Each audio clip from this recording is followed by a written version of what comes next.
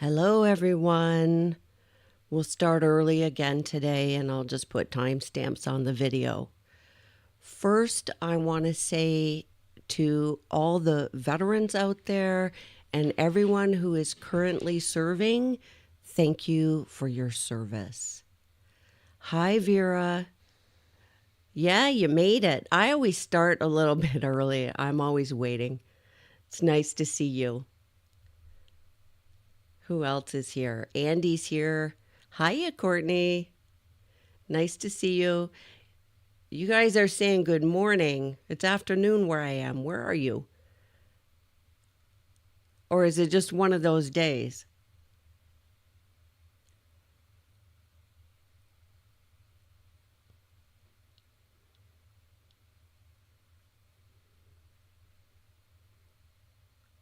Hi, Malibu Surf. Malibu Surf is saying thank you, veterans. Yes.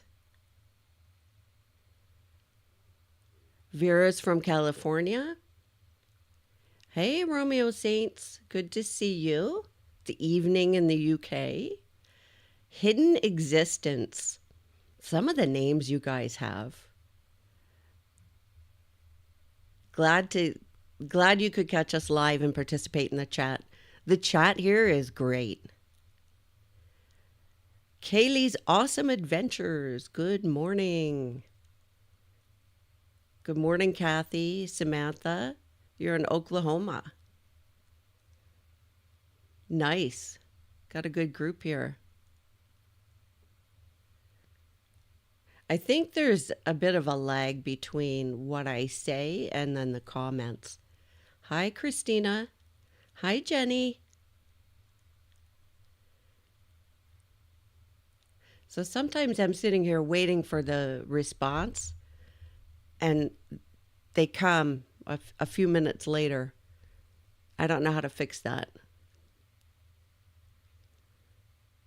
I suppose it takes time to type too.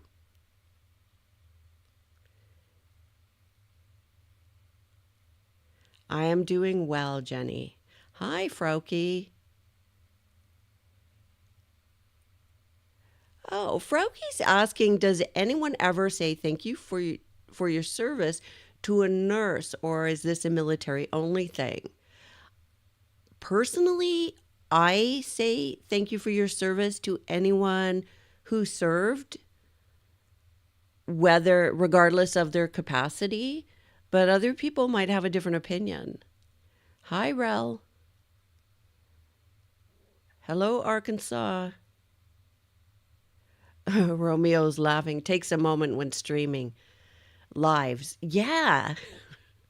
I'll ask a question, then I don't see the answers, then I go on, and then I see the answers. It's a little weird.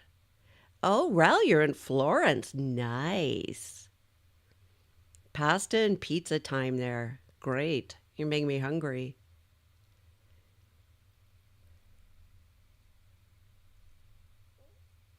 Oh, Courtney's saying, yes, I often find myself typing a response and you're moving on before I can get it finished. Go ahead and finish it anyway, because I look at them and other people in the chat are experiencing the same lag as you are.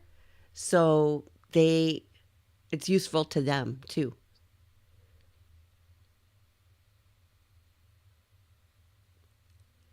Romeo is answering Frauke saying, I would say thank you for your service to all those who served and worked in the Army. Uh, do you mean Army? You mean armed forces, regardless of capacity?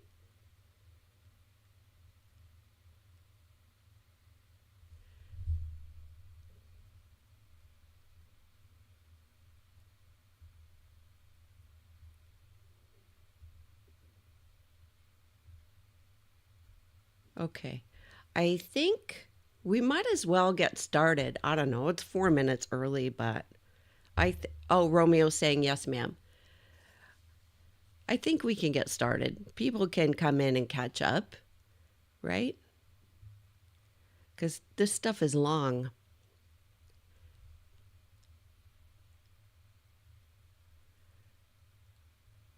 All right. So this is day 2 of Courtney Clenney's original bond hearing. Good morning, Scotland. Good morning, Lisa. Good morning, Ada. Okay, we are going to just go ahead. Oop. Present before the court. Good afternoon, ma'am. So, to answer your question, Judge, in regards to the medical examiner, he'll be here at 2 o'clock. I believe we're going to allow for defense to go out of turn and call a witness beforehand. And there are a couple of items from a discovery standpoint I don't believe anybody's objecting to that we will probably move into evidence and publish to Your Honor.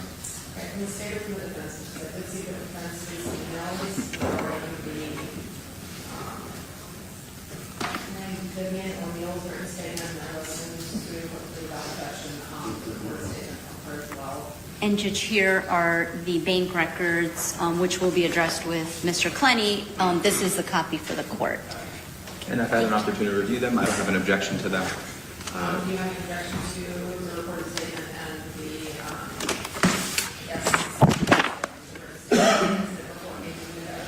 the No, Judge. For purpose of Arthur, it certainly can come in. All right, so we'll go ahead and allow all those things into evidence as defense exhibits without objection. Okay. All right, so then we're going to go ahead and start with Mr. Turner. Kim Clenney. Okay, so Ms. Clenney first. Mr. Clenney? Or Mr. Oh, we're going to hear from her dad.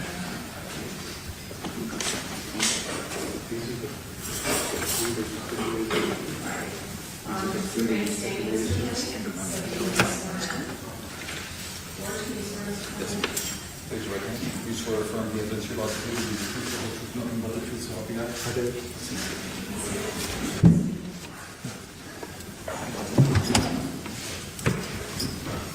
Could you please tell us your name? Kim Clenney. And how do you know Courtney? I'm her father. Now, Mr. Clenney, you're being called today for phase 2, specifically with respect to financials, so that's what we're going to be discussing today, okay? I see you have a folder there with you. Can you tell us what you have brought with you today? And there's just notes as far as numbers regarding the different accounts and wire transfers and expenses. Okay, so I would just ask this as we talk about this today. If you need to refresh your I have a question for you. I'm not going to wait for the response, but I'm going to read them all when you respond. When she asked, how do you know Courtney? He said, I'm her father, as opposed to she's my daughter. And I wonder what you think of that.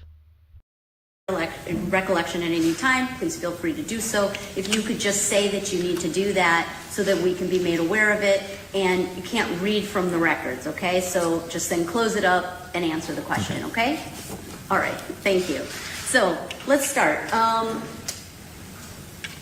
Let's go to wire transfers. At some point in time, were wire transfers made to an account that you have? Yes. Okay. And generally, around what time was that? Mid-April and then early May. Okay. There were 3 total. Now, can you explain to us why those transfers were made? Well, after April 3rd, Courtney was a mess. I didn't really trust her to handle her finances. One important thing was that her debit card for one of her accounts was not found, and we didn't know who had it or had access to her accounts. So we felt like the prudent thing to do would be to transfer the money into one of our kind of dormant accounts. Wow, lots here already. I didn't trust her to be able to handle her money. Hello, how old is she? How old is she? Also, he's saying we thought. We. Who is we? Is that mom and dad? Or is that dad and Courtney? Or is that mom, dad, and Courtney? Who is that? And the reason I ask is because I think the dynamics are important, and I think that it can provide somewhat of a window into, the family dynamics and perhaps her upbringing. Also, this bit about her debit card, it's because it's missing. He's assuming somebody had it. We didn't know who had it. Did you see their apartment? It was a mess. Did you see how scatterbrained she is? We know she lost her fob for the elevator. Who's to say she didn't lose her card and nobody had it? I'm just going to check the chat, see if anybody's saying anything here about all that. Rel says also they could just cancel the card. Yeah. They didn't need to transfer the money.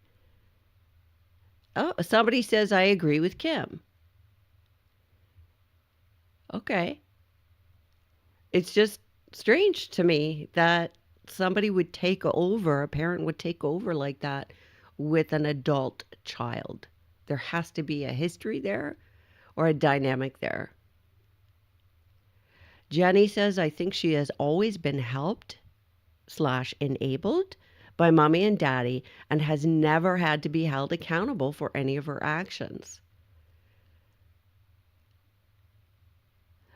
Courtney's saying it's not culturally uncommon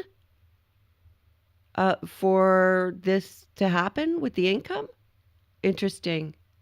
Joan says she's all over the place, so is her stuff. Yep. Loves Bunny Hop says she really is quite ill mentally and her parents enable her. Yeah, and there's a question there too.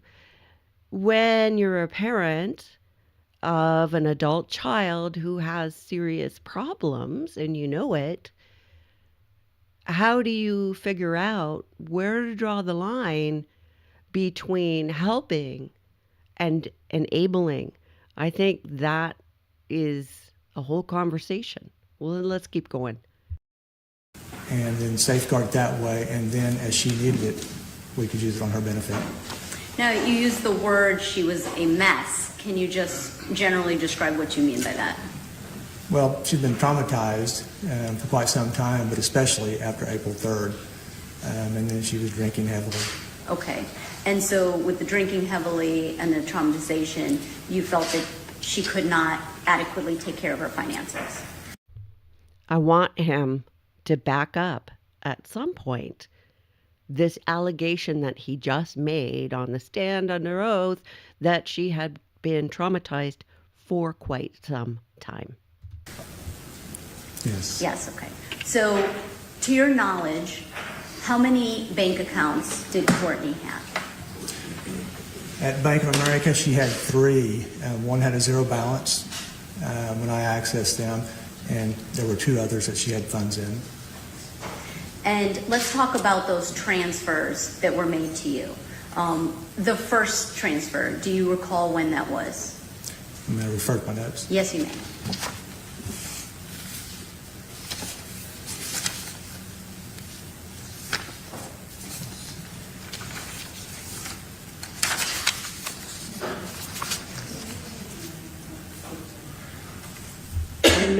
He's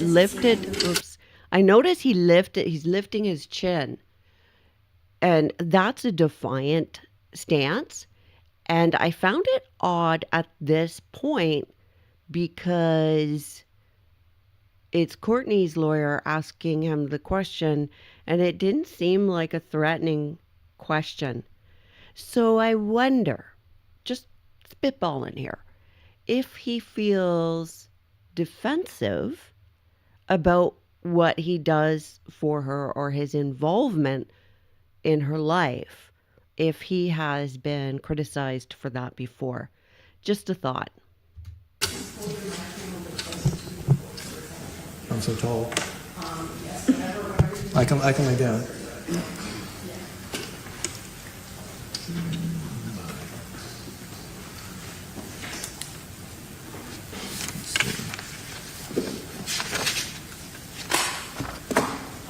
So the first wires from one account ending in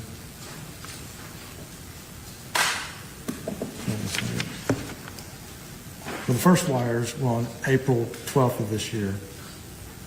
There was one wire for $121,000, one wire for $1,013,000, and then subsequently in May, there was a $50,000 wire as well. Okay. And these transfers came from, to be clear, the two Bank of America accounts that you know to be associated with Courtney, ending in 2923 and 1712? Yes. Before we get into the amount in the Wells Fargo, let's just go back to the Bank of America. Once those transfers were made, how much money was left in those Bank of America accounts? Refer to the notes again. Yes.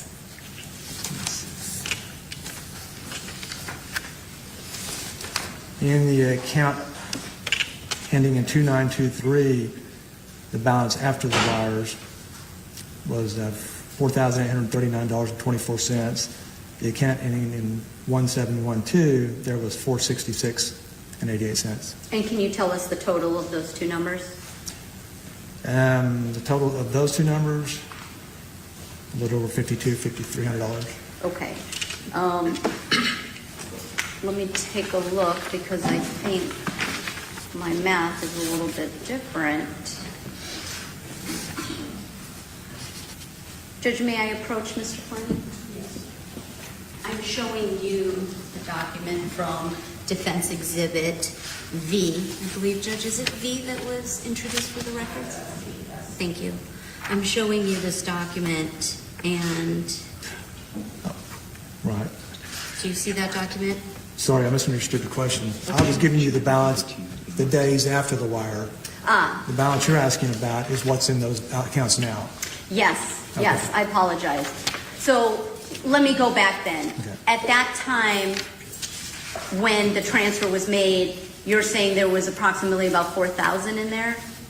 There was approximately $4,800 in the 2923 account and $466 and change in the account ending in 1712. Okay. That was after the wires.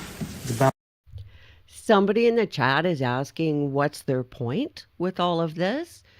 I suspect, and we haven't got there yet, so maybe I'm wrong.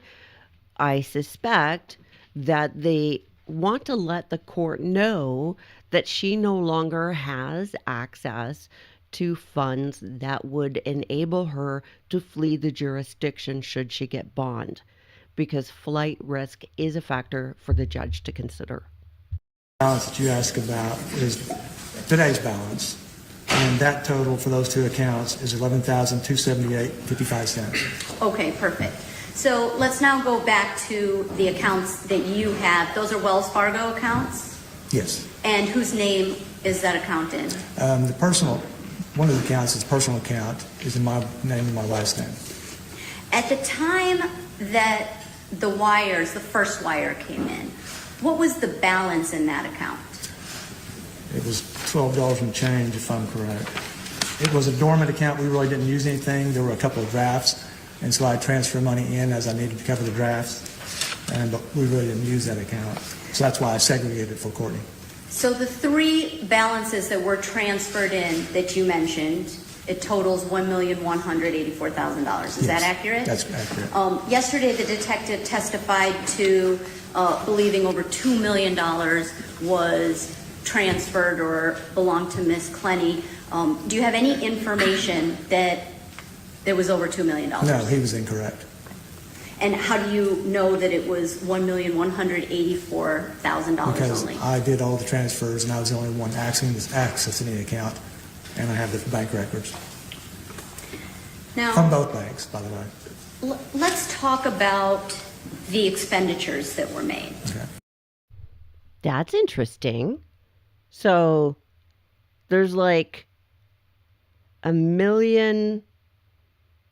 $1 million discrepancy here between what the state says was available to her and what the defense is saying. And I wonder if the state has records somewhere, because the police officer or the detective said he added up based on the records. Very interesting. from that $1,184,000.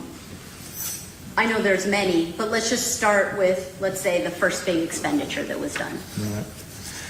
So one reason why I want to take control of the account, because I needed the CPA to finish her income taxes. And so that was the first big expense. And I got a cashier's check. I was the purchaser, but she was the remitter. And it was for $335,818. And Judge, I would refer you to Defense Exhibit O, which is a cashier's check in $305,018 to the IRS. On this check, Interesting again, the language. Listen to the pronouns. He's saying we needed to pay the taxes. She needed to pay the taxes. So very interesting here. the purchaser of the cashier's check? I was the purchaser, And who is the remitter? Courtney Clenney. And why did you make Courtney the remitter? It was her funds. Let's talk about the next big expense.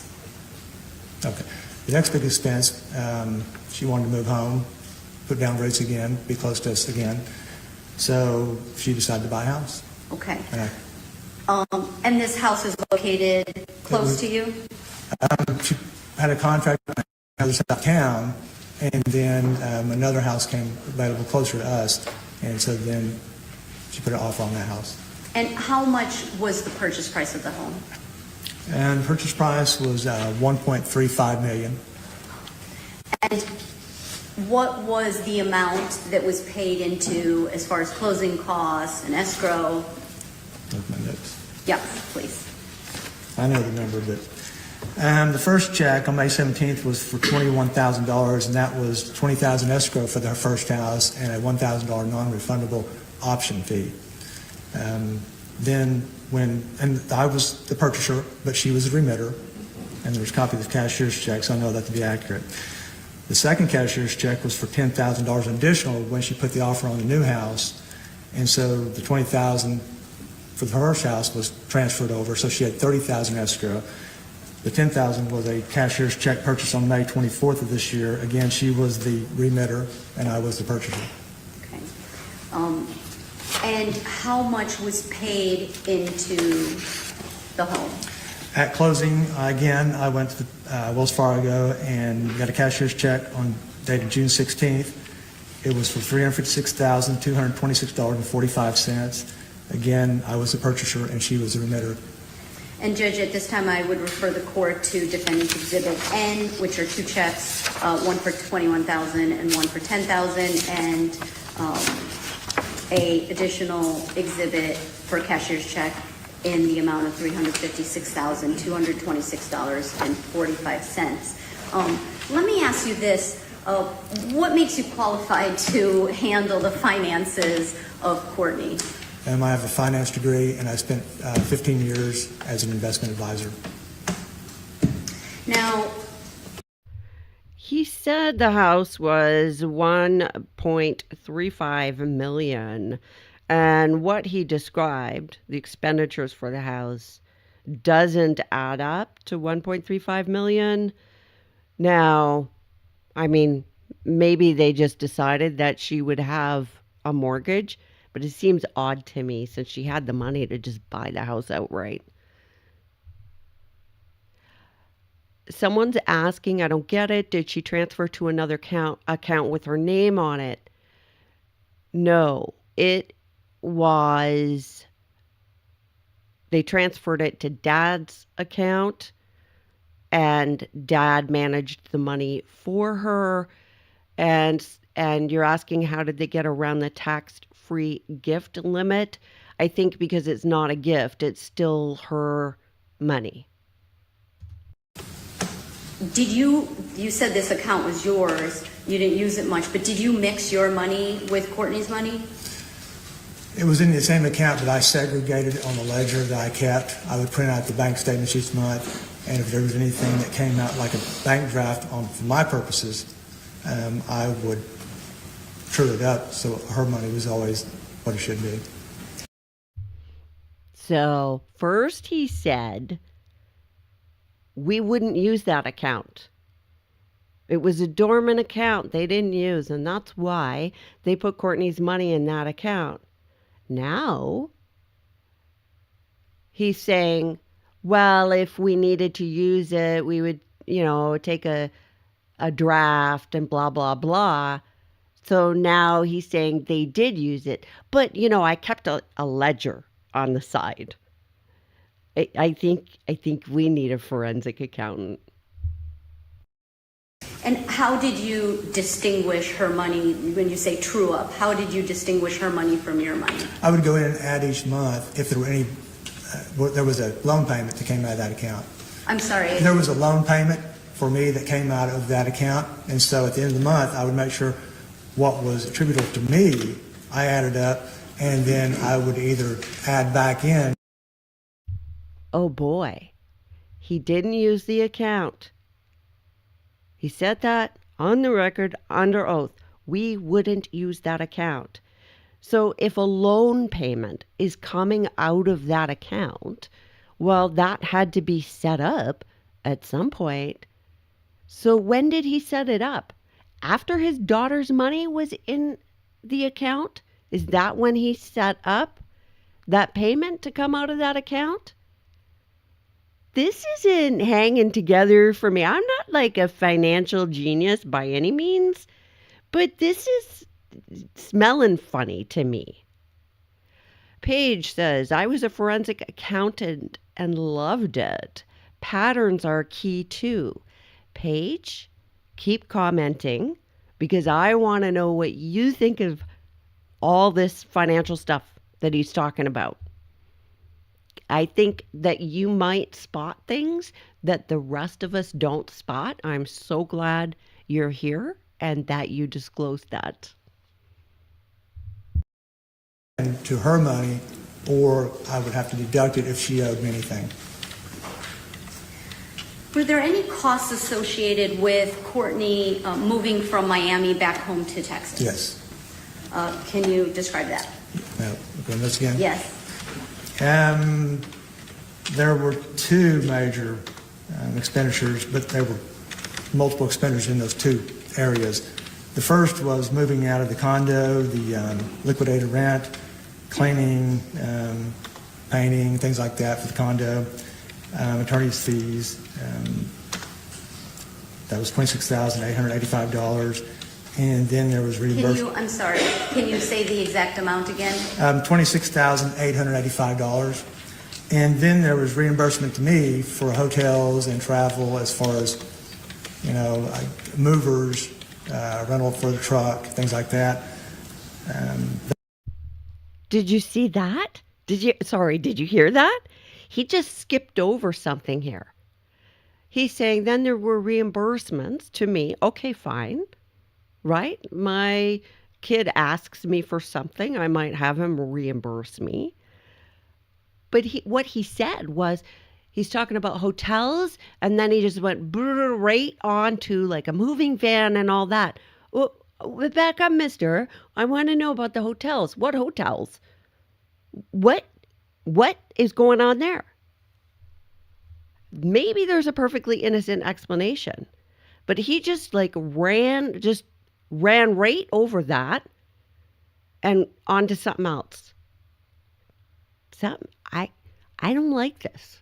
Something's not right here. That was $30,074. Okay. Now, did a large portion of the funds belonging to Courtney go to her defense of this case? Yes. She also went to rehab at some point? Yes. And how much was that?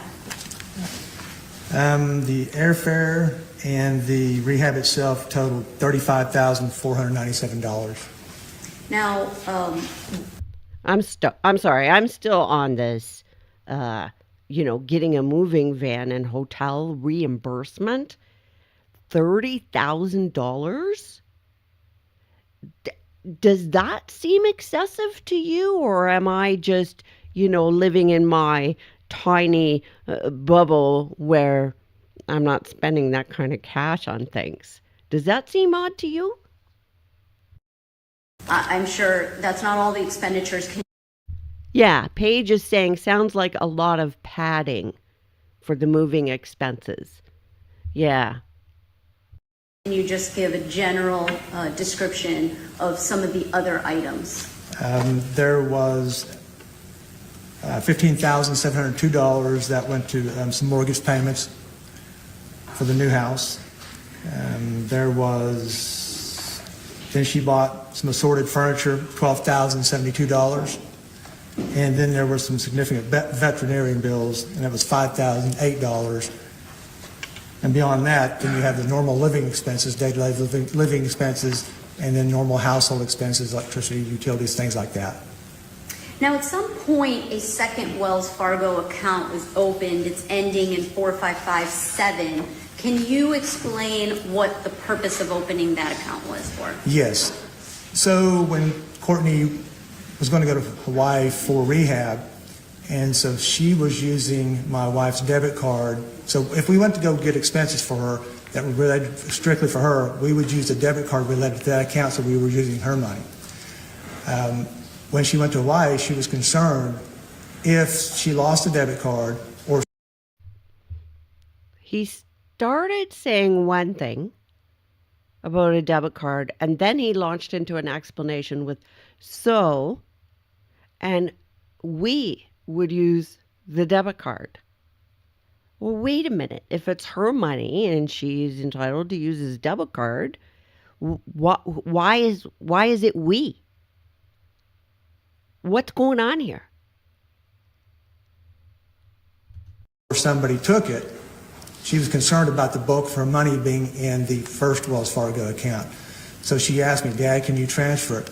Well, I didn't really want to transfer it to another one of my accounts, so I opened a Prime account at Wells Fargo and transferred the bulk of the money over there, and that way, if she needed it, I could transfer it back in, which I subsequently did. Now, was that Prime account, though, in Courtney's name or in your name? It was in my name only. Was any of the money in that Prime account belong to you? No, it was a brand new account. I never put any of mine in there.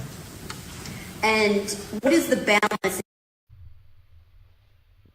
I'm sorry, this is not hanging together for me. This is beyond, somebody helping out their kid. Courtney was afraid of losing her debit card. That's what he said. She was afraid. Was she? Or was he afraid? Because she didn't seem all that concerned about really anything except her dogs. So why make a whole new account? Why not put a limit on the card as to how much you can take out in a given day? Big Sky is saying, as opposed to teaching, he enabled. Yeah, that's a good way to put it. That's a good way to put it. True Ginger is saying there's a lot more to this story. Is that because you know and we don't know yet? Or is that because all the signs point to that? Oh, Frauke says her money in an account with his name would be considered money laundering in Germany. And Kim is saying, yeah, how would a different account fix that? Yeah. Good point. Good point. Paige says, I think he researched tax laws after the fact. Ew. I don't know anything about American tax laws. All I know is they take 30% from me. That's what I know. Wow. Oh, a True Ginger is saying, I don't know anything, just my gut feeling. Big Sky says, I suspect he benefits financially. Yeah, this is strange. In that second account, the 4557 account, as of today. The Prime account, zero. And how do you know it's zero? When's the last time you checked the balance? Yesterday. And what is the balance in the 4926 account? That's the other Wells Fargo I have account. to look at my note.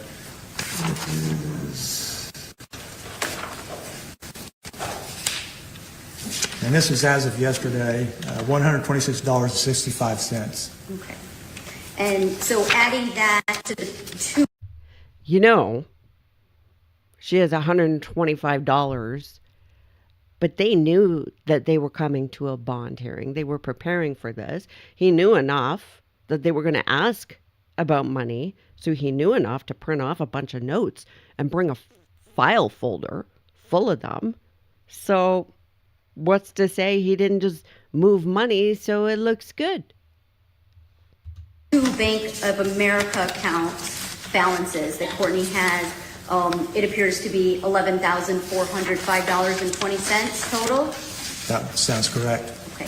Do you have any knowledge of any other assets that Courtney has, such as stocks or bonds, other homes, boats, cars? She has nothing other than the house. And obviously she has Nothing other than the house and all this money that's in his accounts. What? Oh my gosh. equity in that home. She just purchased it. Correct. How much equity, if you have an estimate? $350,000 to $375,000. So as far as cash value, Hang on.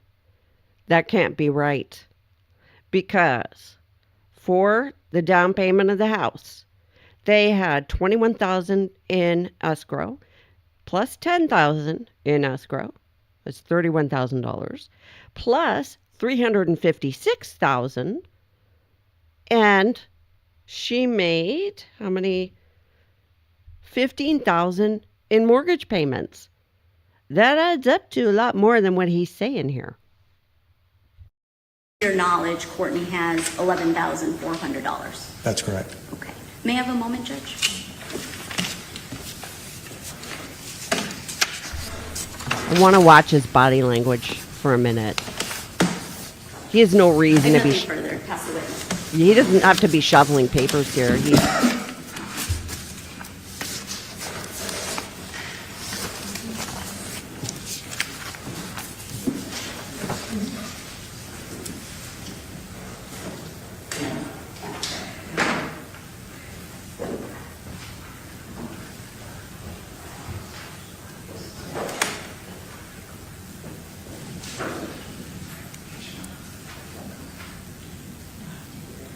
Jenny in the chat is saying, yeah, something is off here. I agree.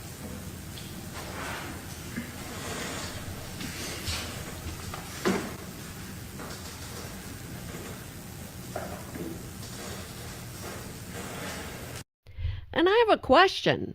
If he's got a degree in finance and investment, he was an investment advisor, why is he simply putting her money in a bank? Why isn't he advising her to invest it somewhere? Just a thought, just curious. Frauke's asking who decides if she gets out on bond. It's a judge. Good afternoon. Hello? So you've told us that you are Miss Clenney's father. That's right? correct. And obviously you have a very familial relationship with her. You don't want to see anything bad happen to her. That's correct. You would do anything for her, as well as look over her finances, but if it came to it, you would lie for her. No, I would not. And I resent that accusation. It's not an accusation. It is an accusation. I'm not trying to... Certainly. But my question to you is, if it came to it, would you lie for your daughter? No. Okay. I hate that we couldn't see that picture clearly. But look at the look. Not only has he got the chin up, he's leaning back. So it's almost like he's trying to say, I resent that. And there's defiance at the same time, right? He also responded lightning quick. Usually it takes a person a second to understand the implication of what's just been said. So I think he was already on the defense, which is understandable, right? Before the question was even asked. Captain Katie, I hope you're feeling better today. Asked, did you see him word the phrase, I love you to her? Yeah, but, You know, I'd do that if it was my kid. And in regards to her working situation, you know that she worked for OnlyFans. I didn't know that for quite a while. You know that now. I did. Dad didn't know for quite a while. I really want to know when he learned of it. People keep saying, oh, he was her manager, but I haven't seen evidence of that yet. At least not before the crime. So I'm really interested in knowing when and how he discovered this.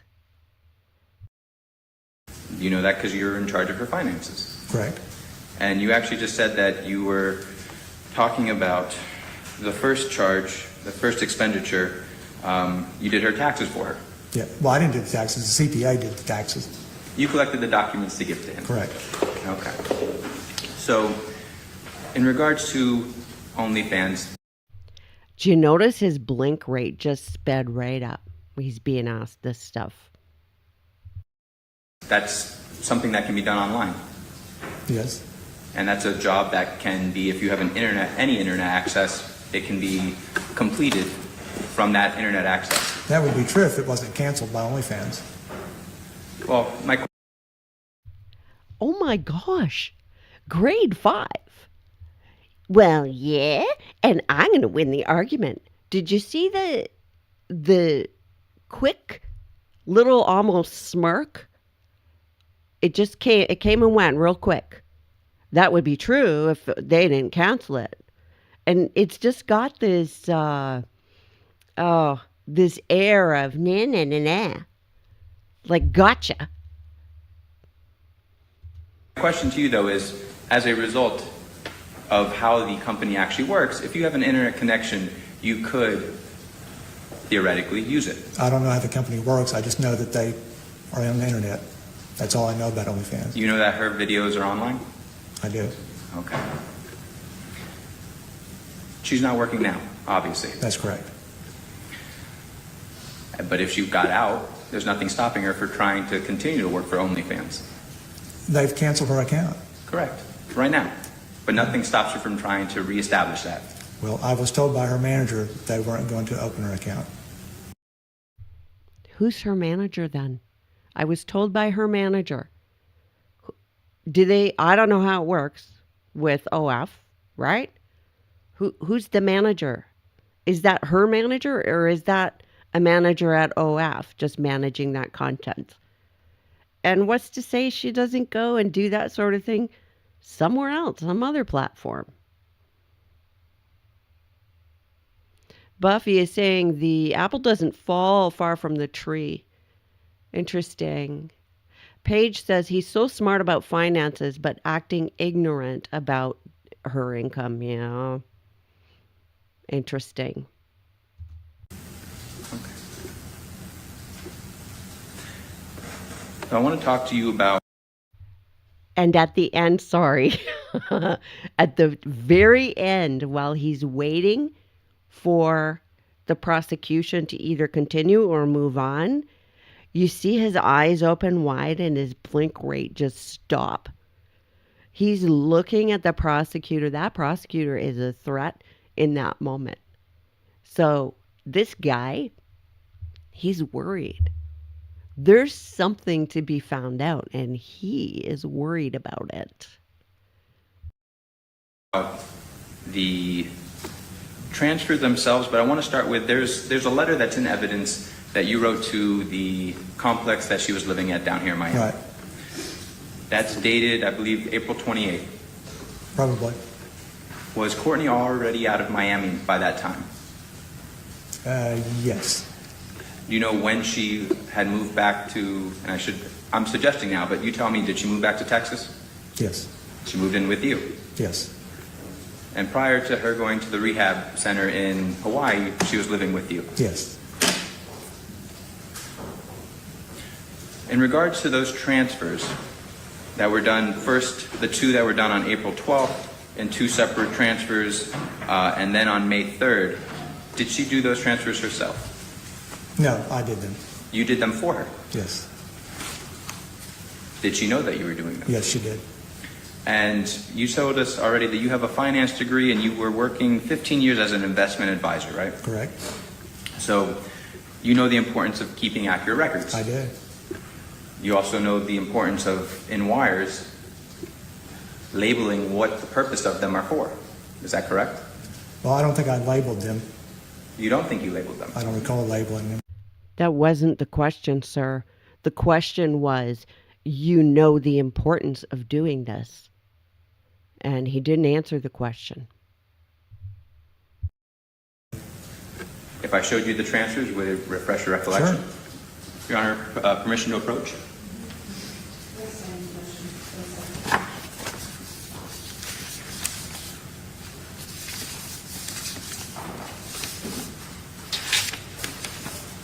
And how did he get access to her accounts to be doing this transfer?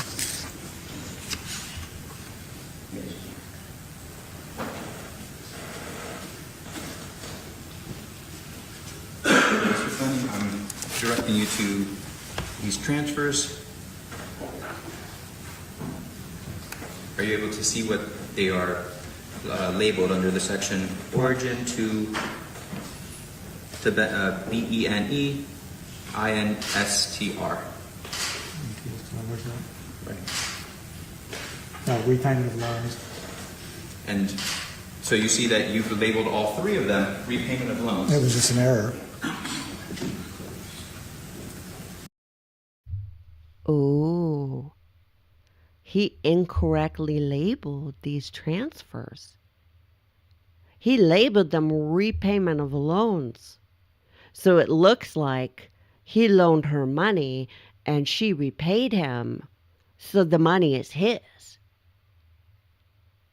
And he says it's just an error. Really? 3 times? The same error. Really? Anybody buy that? Because if you do, I got a bridge in Brooklyn for sale.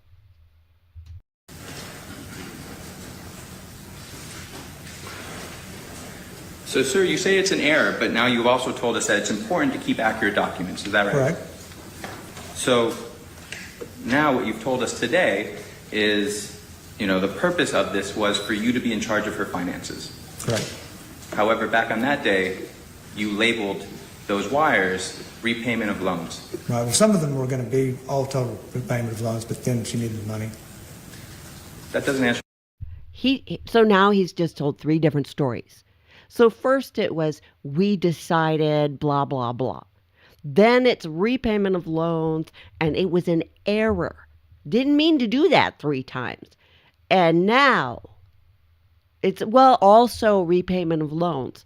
So it is correct and wasn't an error. Which is it, pal? Answer my question, sir. You've labeled them 2 different things. One different here, one different on the day you made the transfers. Right. Are you lying then or are you lying now? I'm not lying. It was an error on my part.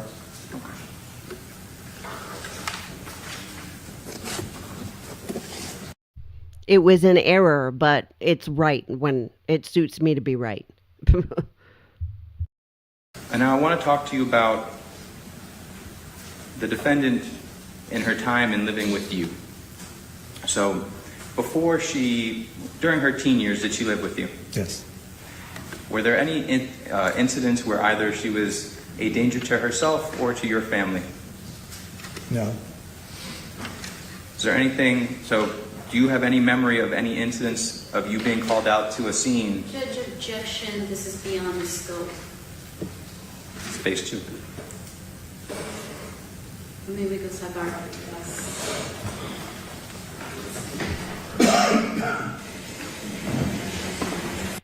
Sounds like the prosecutor is aware of an incident that happened within the family. That maybe she was a danger to herself or others, even after the fact. Very interesting. I'm just going to check the chat and see what you guys are saying.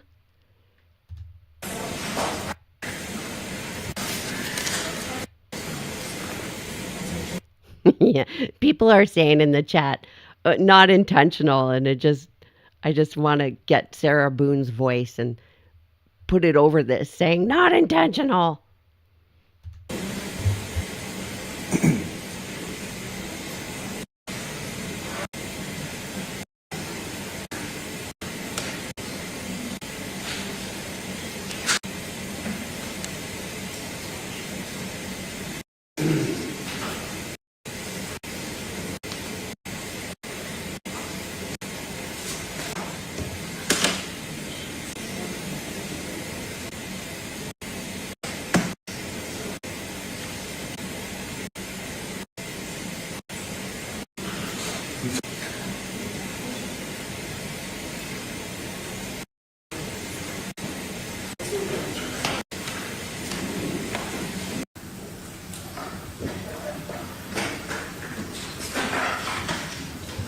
So, Mr. Clenney, if given the opportunity that your daughter is released, would she come back to live with you?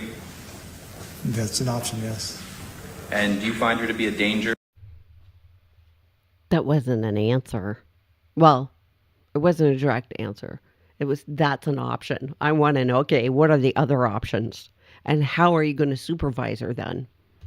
To you? Absolutely not. Do you find her to be a danger to your daughter, your other daughter, No. or your No. wife? No. And are there any situations that you've had? When the prosecution asked the question, his eyes went again.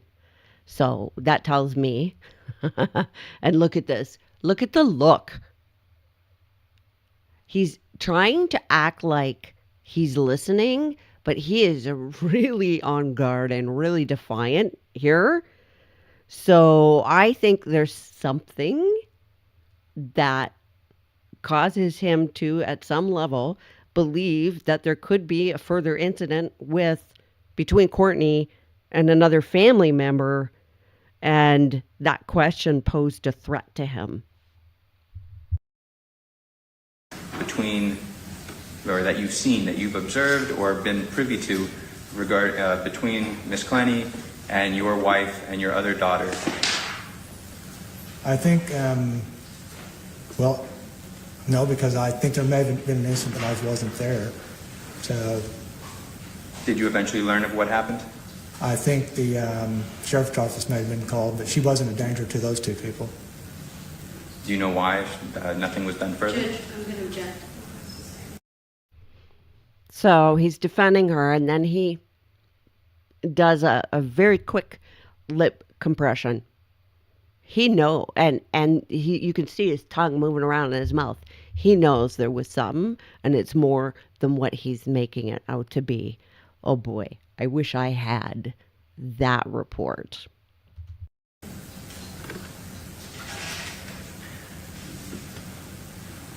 And now you've been in the courtroom for at least the first day of this hearing, right? Correct. So you've seen or at least heard a lot of the state's allegations against your daughter. Quite a few. I'm sorry? Quite a few, yes. And in regards to the timeline that the state has presented as to a number of these allegations, do you still feel comfortable that you can control her if she was left in, I guess, your custody or in your control? Could you specify which allegations? Or Sure. just in general? Ooh. The question, in essence, is do you feel comfortable that you could control her? And this is pretty standard in a bond hearing, or for here it would be bail. They want to know, the court wants to know, if I release this person into your custody, how are you going to make sure that they don't reoffend, that they abide by their conditions, and that they return to court? So can you control the person? Do you have, can you manage this? How are you going to supervise it? Explain this to the court and put the court's mind at ease. And he didn't answer that question. He goes back to, well, what allegations are you talking about? Dude, all of them. Any of them. General. Yes, Judge. If I could have one moment.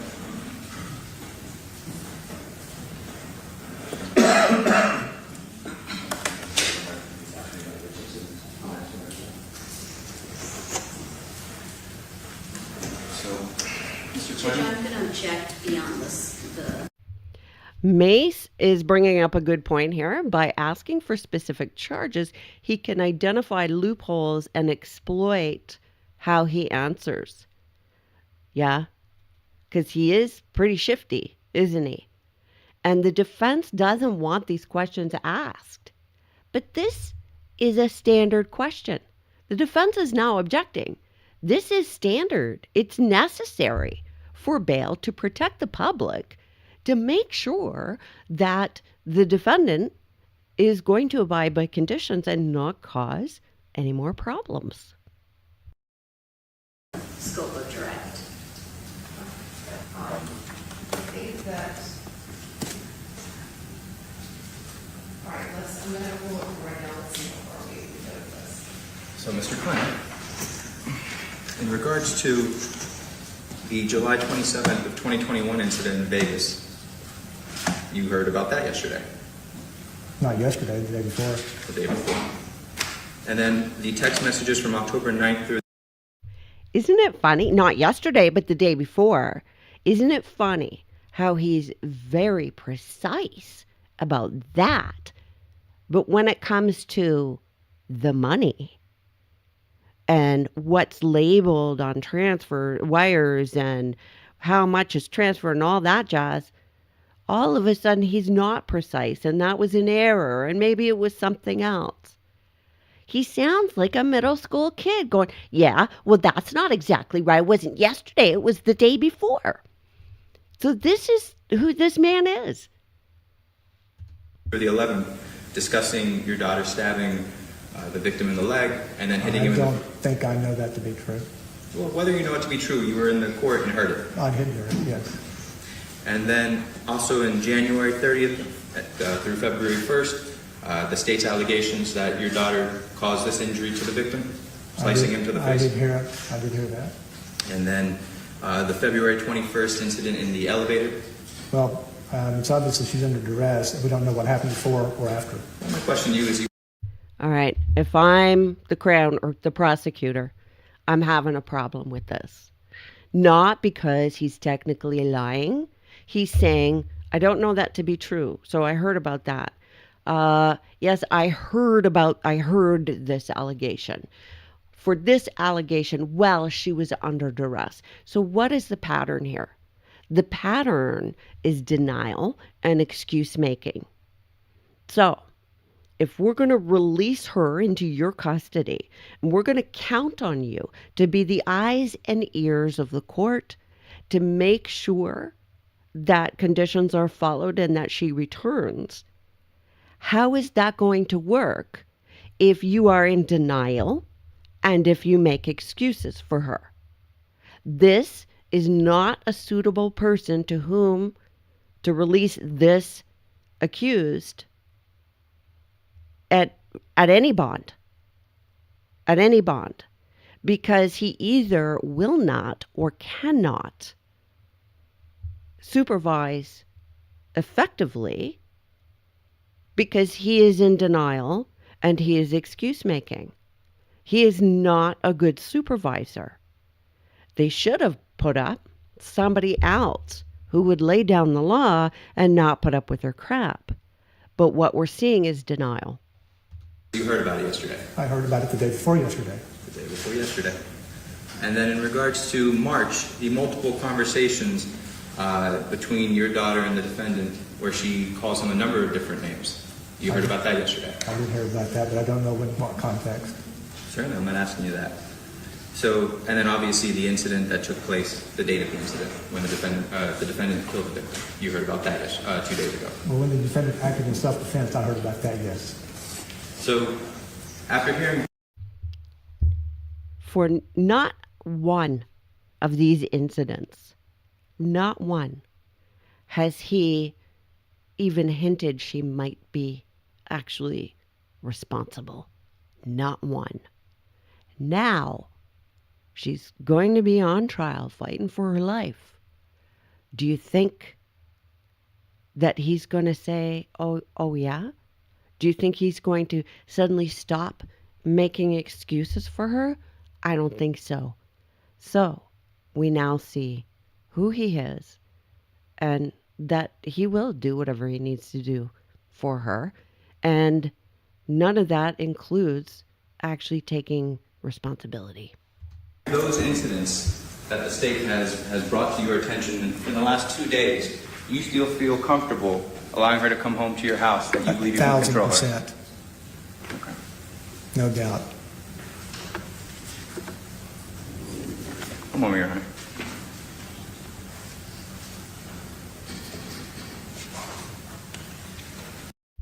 And he looks over at his daughter and he smirks. He thinks he's winning. He has no, he thinks he's got one up on everybody. I think he thinks he's superior. Judge, I have no further questions. I would just move in those two documents. Thank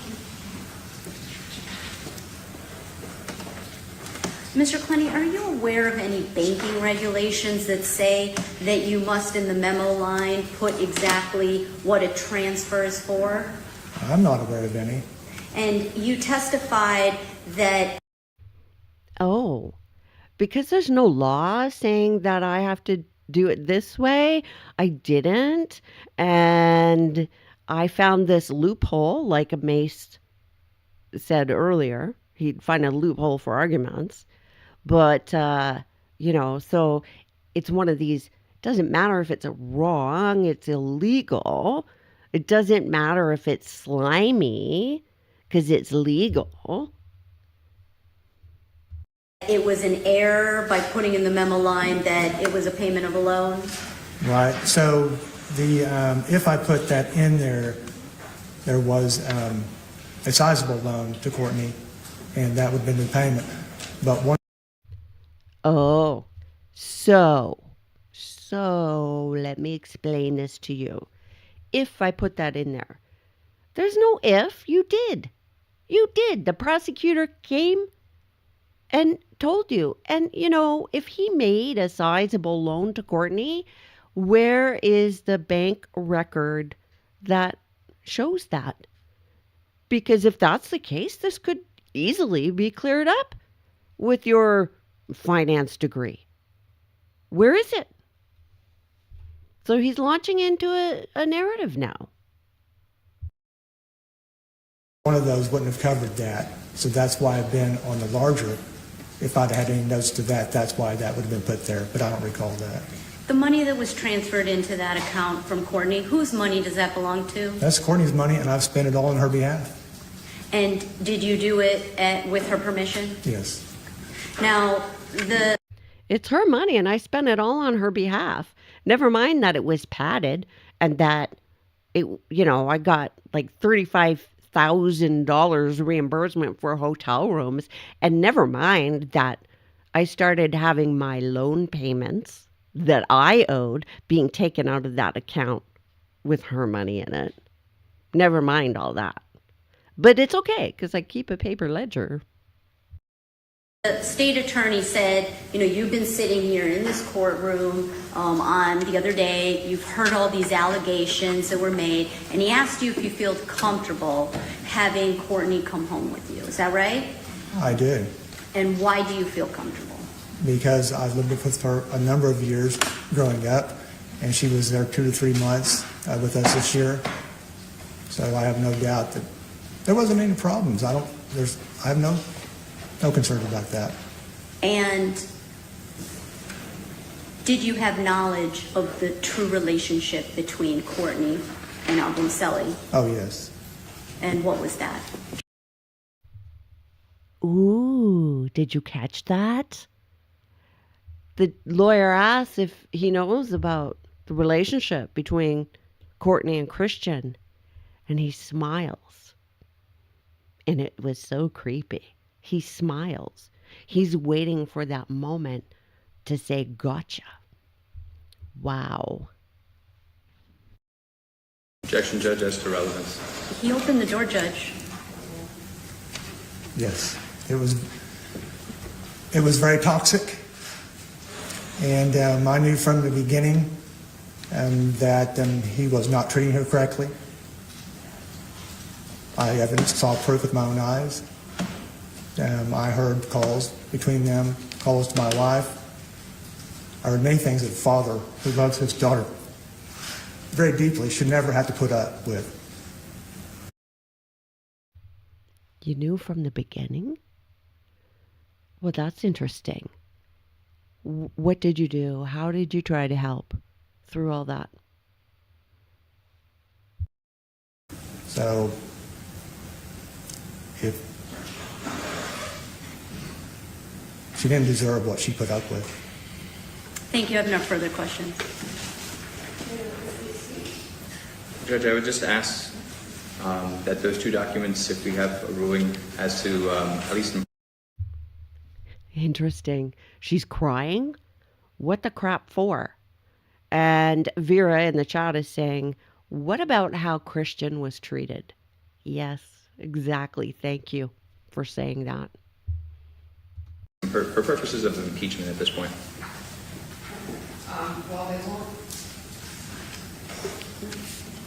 Evidence isn't, the impeachment isn't going to the evidence, but, have you actually looked at the documents?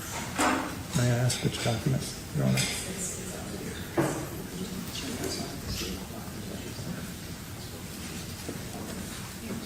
No objection, Judge.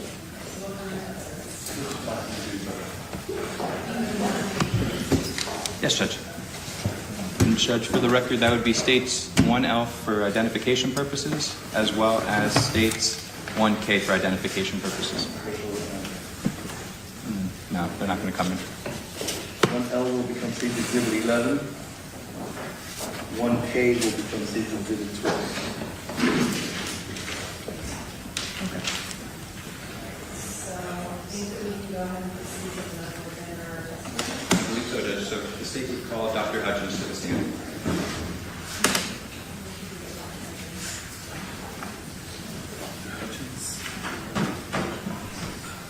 People in the chat are saying their relationship is creepy. Yeah, I kind of get that vibe too.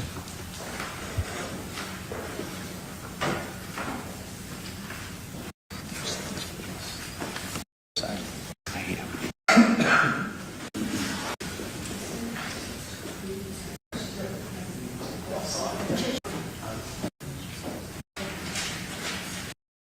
Christina in the chat is asking, what if she was feeding with lies all the time? And I think you mean feeding Dad with lies.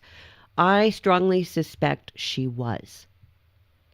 I would be actually surprised if she wasn't lying to Dad the whole way. Because she had a certain upbringing and she has to be consistent with that. Yet she has to rebel. Yet she needs Dad and Mom not to abandon her. But then it gets too involved and she needs to rebel. So I think there would be a lot of sort of back and forth with this.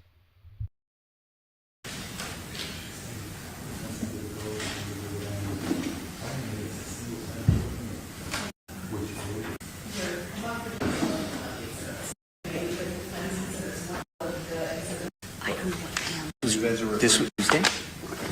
So during the hearing, they were not being labeled by the clerk. That will end later this regional. I have to do that. Be more. The evidence you're about to give will be the truth, the whole truth, nothing but the truth, so help you God? Yes.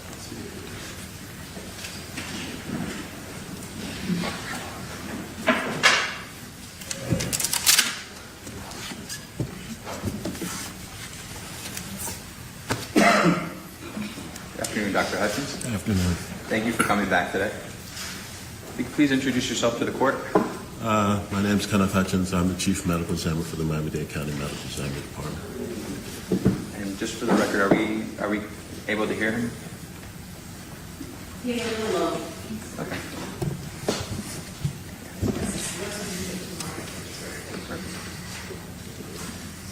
So, Dr. Hutchins, where are you currently employed and what is your current position? I'm employed by the Miami-Dade County Medical Examiner Department, and I'm currently the Chief Medical Examiner. And how long have you been working there?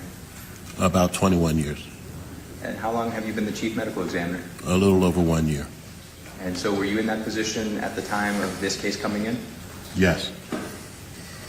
Now, is this your office? Is it an accredited office? Yes.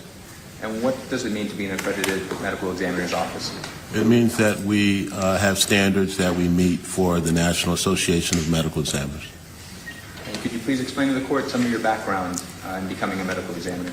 I received my BA in biology from Swarthmore College, my MD from the University of Pennsylvania School of Medicine. I did a pathology residency and neuropathology fellowship at the Albert Einstein College of Medicine in New York.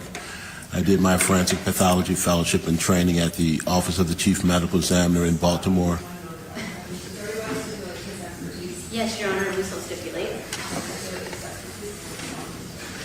So I'm going to bring you and your focus to this matter, to this case. And so the case, were you assigned to ME case number 2022-1069? Yes. And how exactly do you go about the process of being assigned a case? I was likely scheduled to be in the autopsy room that day, and it was a case that I ended up doing. And in regards to this matter on April 4th, did you come into contact of the body of Mr. Ambunselli? Yes.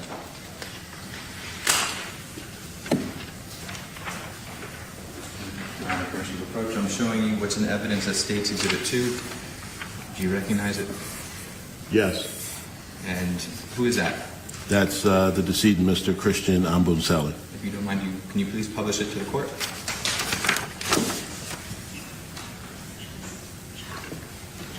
Judge, if you don't mind, if you could just keep that up there. Thank you.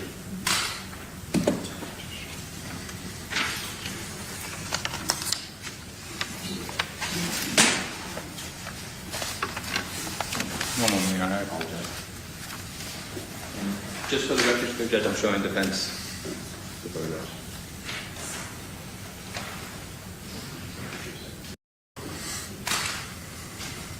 Now, Dr. Hutchins, when you were observing the body, were there any evidence of medical intervention? Yes. And what exactly was that? I'd have to review the medical examiner report to let you know. If you don't mind just taking a moment.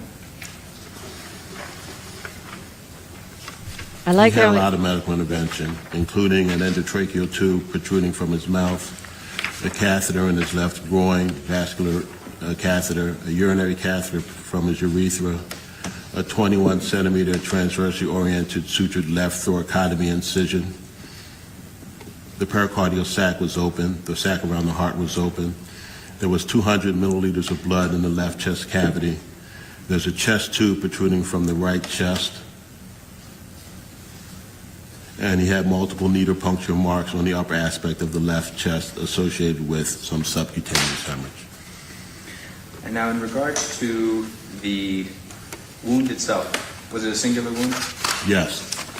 Now I'm showing you State's Exhibit 3 and State's Exhibit, I believe, 9.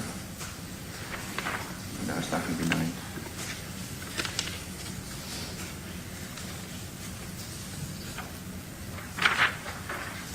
State's Exhibit 3 and State's Exhibit 4. First, State's Exhibit 3. Do you recognize this? Yes. What is this a photograph of? This is a photograph of the sutured wound in the upper left chest. And is it the same condition that you saw that day? Yes. Please publish it to the court.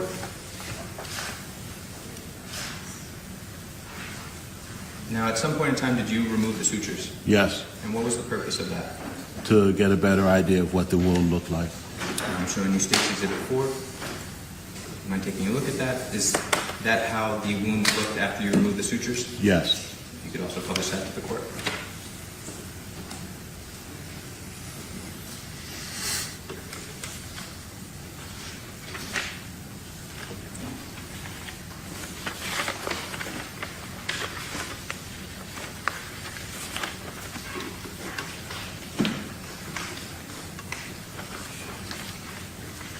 I'm also going to show you State's Exhibit 6 as well as State's Exhibit 5.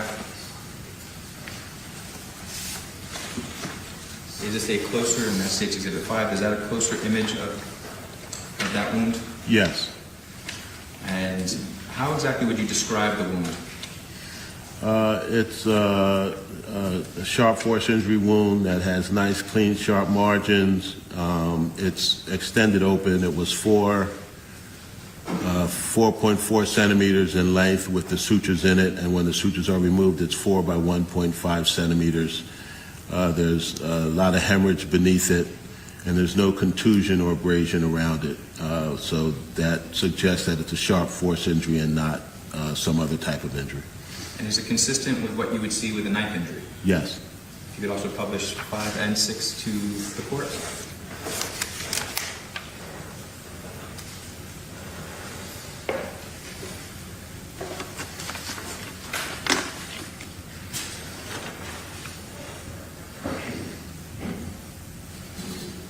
Now, something that I do believe may come up by defense, are you a knife throwing expert? No, I'm not. Are you an expert of someone or what knives would do to people? Yes, I am. So, in regards to the wound itself, what type of injury did that knife wound lead to? It went down into the soft tissue and through the muscle and injured the right subclavian artery. You'd have to, that takes some pressure. That takes some pressure to be able to do that.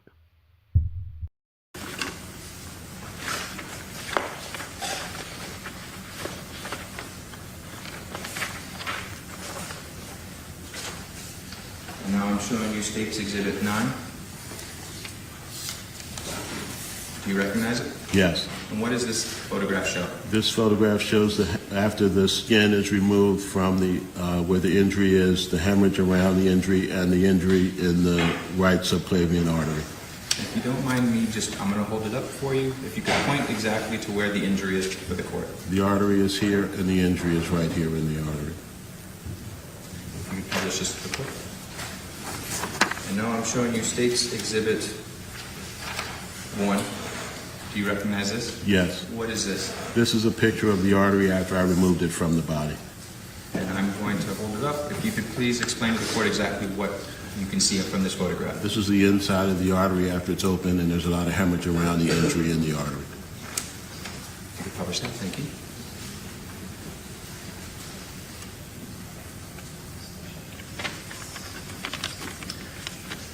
Now, Dr. Hutchins, if you could explain, was this a stab wound or an incision wound? A stab wound. And what are the differences? Well, in general, an incised wound is longer on the skin than it goes into the body. A stab wound is measured shorter on the outside of the skin than it goes into the body. And in regards to this wound specifically being a stab wound, how far into the body did it go? Approximately 8 centimeters. Now, when we talk about 8 centimeters, is that more than 3 inches? Around that.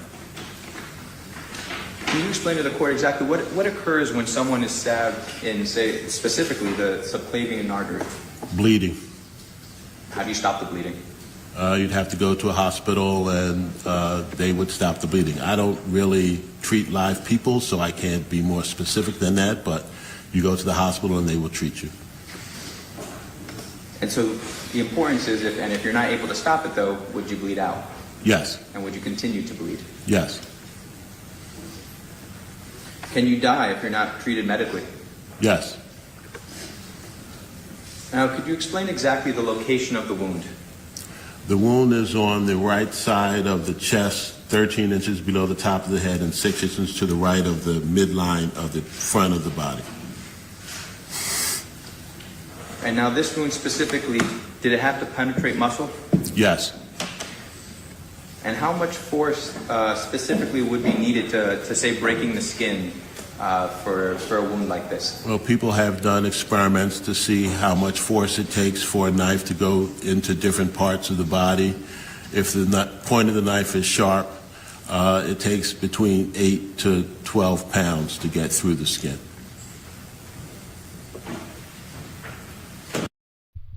8 to 12 pounds of pressure. No way was that knife thrown. No way.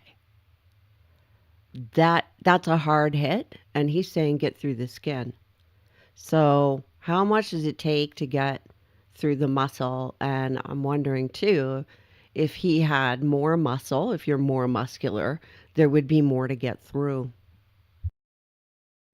And now, we had talked already about the sutures. Do the sutures, the fact that they added sutures to this wound, did that do anything to change the depth of this wound? I honestly don't know what they did with this wound. If all they did was suture it, it would not change the depth of the wound, no. And now this trajectory, in regards to the trajectory of this wound specifically, what is the trajectory? It's front to back and slightly downward. Is that consistent with the knife coming downwards? Yes. Now, there's a couple of other items I want to talk to you about that's a part of your report. Toxicology specifically that was done on the victim. Were there any substances present? Yes. What was present? Cannabinoids. Would that have any effect on the stab wound? No. In regards to, I think you also wrote in there something about Also, in respect to that toxicology, it wouldn't make him ramped up, right? I mean, he'd want to go get a snack and veg out more so than be charging at anybody. cardiomegaly. Could you Yeah. explain exactly about that exactly? It's an enlarged heart. His heart was 470 grams, I believe. So it's an enlarged heart, but he was a big guy, and if you're a person that exercises a lot, you stimulate your heart and it can become large. And would that have anything to do with this stab wound? No. Other than that, is the victim in good health? Yes. Now, what information were you provided in this case? I was provided information from our investigations report, and we have a preliminary death investigation report for the medical examiner from the police as well.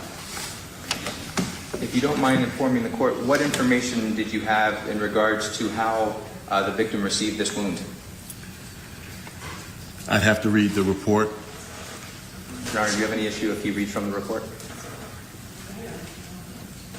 I'm sorry, I didn't. No objection.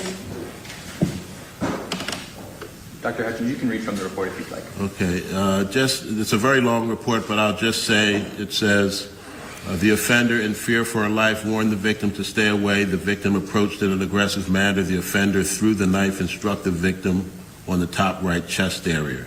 The offender then called police and attempted to add pressure to the wound. Based on that information, I want to pose to you a couple of hypotheticals, but the first and the last thing I want to show, Exhibit 8. If you could explain to the court exactly what this is showing. I'll hold it up for you. I put probes in the artery and the vein. The probe came out of the artery. The probe went through the vein, so the vein was intact. Is that to show also the trajectory of the wound? No, this doesn't show the trajectory of the wound. The wound is going downward and from front to back. I have these just going in the arteries. They're going laterally from left to right. You can publish this to the court. Thank you.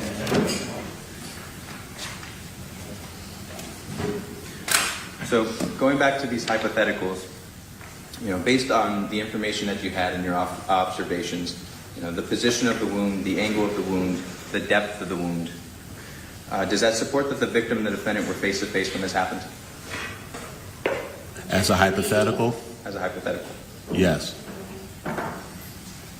And as another hypothetical, based on the same position, observations, the angle, the depth, does it support that the victim was stabbed? Yes. Based on the same observations, does it support that at least 8 to 12 pounds of force would have been used in order to create that damage? In general, yes. And that damage being breaking through the skin, plunging the knife 3 inches into the victim's chest, and cutting through muscle, eventually the subclavian artery? Yes.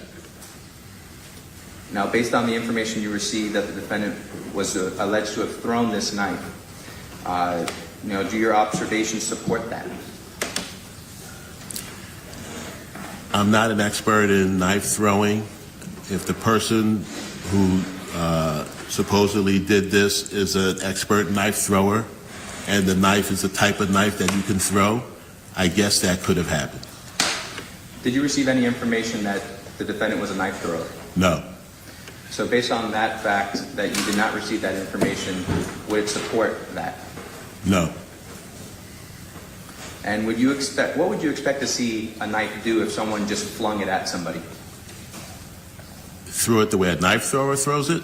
No, someone that's not a knife thrower. It would just hit the body and bounce off. Now, as a result of this case, did you come to a cause, or did you make a determination as to the cause and manner of death? Yes. Could you please explain those to the court? The cause of death was stab wound of right subclavian artery. The manner of death was homicide. All right, I have no further questions. I really like this witness.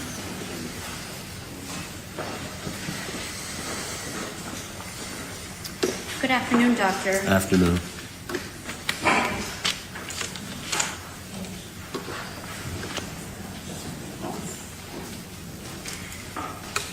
Around what time did you receive the body for you to be able to perform your autopsy in this case? I performed the autopsy at 9:30 a.m. I'm not sure when the body came to our office. I'd have to look through the paperwork to see. That's okay. And 9:30 a.m. on April 4th, Yes. 2022? Yes. And you understand that this incident took place on April 3rd, the day before? Yes. Okay, so the very next morning you were already performing your autopsy? Correct. Okay. And prior to conducting your autopsy, you first read and review that preliminary police death investigation report for the medical examiner? If we have it, I do, yes. Okay, and it's fair to say that you might not always have that, right? Correct. And that's because you have to wait to receive it from the detective in a case? Yes. So having that or not having that, that doesn't really affect your ability to get started on doing your autopsy. Not to get started, that's correct. Do you know if in this case you had that report before you were able to start? Do you remember? I don't have any independent recollection. That's all right. So you start your autopsy at 9:30, and before we get to exactly what She's looking for tunnel vision and confirmation bias. She's not going to get that with this guy. That's not how this guy works. you performed, well, let me just say this. There's a lot of paperwork that goes into all that you do, right? It's not Yes. just all your examination. Yes. There is a release of the body, eventually an authorization for that, right? Yes. There are case notes that you do. Yes. There's a forensic evidence form, Yes. a death record, medical information sheet, Yes. a microscopic report. Yes. So lots of paperwork. Yes. All right. First, before we go into what you actually performed, I want to go over this preliminary police death investigation report that you eventually received. And this is, fair to say, a tool to help you put some context to the situation. Is that fair to say? Sometimes, yes. Because you clearly, obviously, you are not present for what happens that makes you receive the body, right? Yes, that's correct. In any case, not just this case. That's correct. So you have the autopsy you perform, but having some of the information, some of the background can be useful to you in making your final opinion. Is that right? Yes. Okay. And what you learned from this report was that according to what it says, that Ms. Clenney said she was arguing with the decedent, Abu Mseli, when he grabbed her by the neck and slammed her onto the wall. Is that right? Yes. She then says that he grabbed her, threw her on the ground, and held her down by the neck with both hands. Yes. Then, in fear for her life, she warned him to stay away. Is that right? I don't have that in this report that I'm looking at, the police report. If you look at the last paragraph, it says the offender in fear for Yes, her I life. see it now. You're correct. The victim approached in an aggressive manner. Is that right? Yes. And that is important information for you, right? Whether the person was stationary or moving could make a difference to you. Is that right? It could, yes. Okay. And we'll get more into that in a bit. But according to the report, the offender threw the knife and struck the decedent in the top right chest area. Is that right? Yes. And it also said that she called police and attempted to put pressure on the wound, right? Yes. And putting pressure on a wound could also make a difference as far as blood loss, right? Yes, it could. And we'll talk. I find it interesting that this lawyer is going through all this with him. I mean, there's no jury in the room. If there was a jury in the room, I would be thinking, yeah, she's going through this to try and make him sort of repeat things and make him agree with her and all of that. But there's no jury. So this just seems unnecessary to me. Talk about that in a few moments.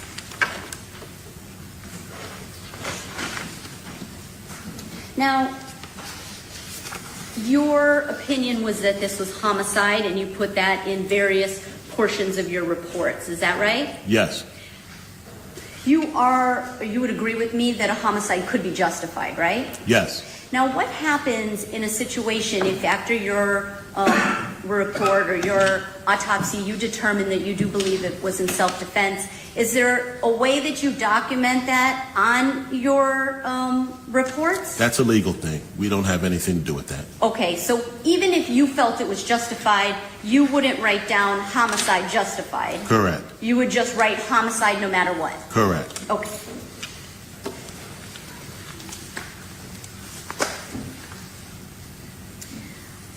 I'd like to talk about the social history. These are in the case notes, and I understand there was a Carlos Marmolejo that took the case notes. Is that somebody that works for your office, sir? Yes, it is. He's a medical legal death investigator. Okay, perfect. And that is somebody who will sometimes be in contact with the families? Yes.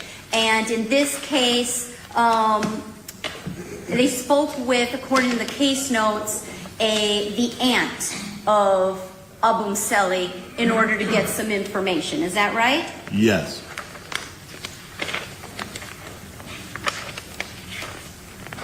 And some of that information could be useful to you, obviously, whether the person is healthy or not healthy, has a medical history, illnesses, that sort of thing, right? Yes. And one of the things that your office was advised was that he did not drink, smoke, or use illegal drugs. Is that correct? Yes, that's correct. But in fact, when the toxicology came out, it was detected that he tested positive for marijuana. Is that correct? Yes. And I know that you're not the toxicologist that performed it, but as the chief medical examiner, you do review that toxicology and you sign off. Is that right? Correct. Not sure what her point is here, except to get on the record that the victim's family was unaware of what was really going on. And it makes me wonder if they're getting this on the record for purposes of the criminal trial later, or if it is for purposes of a civil suit or something else. Let's talk about the estimation on time of death. Is it fair to say that you cannot with certainty state when the stab wound occurred in this case? That's correct. And obviously, one, you've already said you weren't present, right? Yes. But it's also very difficult because there are many variables that go into that. Is that right? Yes, that's true. So, for example, as somebody is losing a lot of blood, it will have different physical effects on a person's body, correct? Yes. So, in this case, the subclavian artery was hit. That is something that's going to lose a lot of blood, right? Yes. And so when a person is losing a lot of blood, the various physical effects they may feel could be chills, right? They get cold. They could, yes. Loss of feeling in their limbs. Yes. They might have problems speaking. As they start to go into shock, maybe, yes. And then lose consciousness. Yes.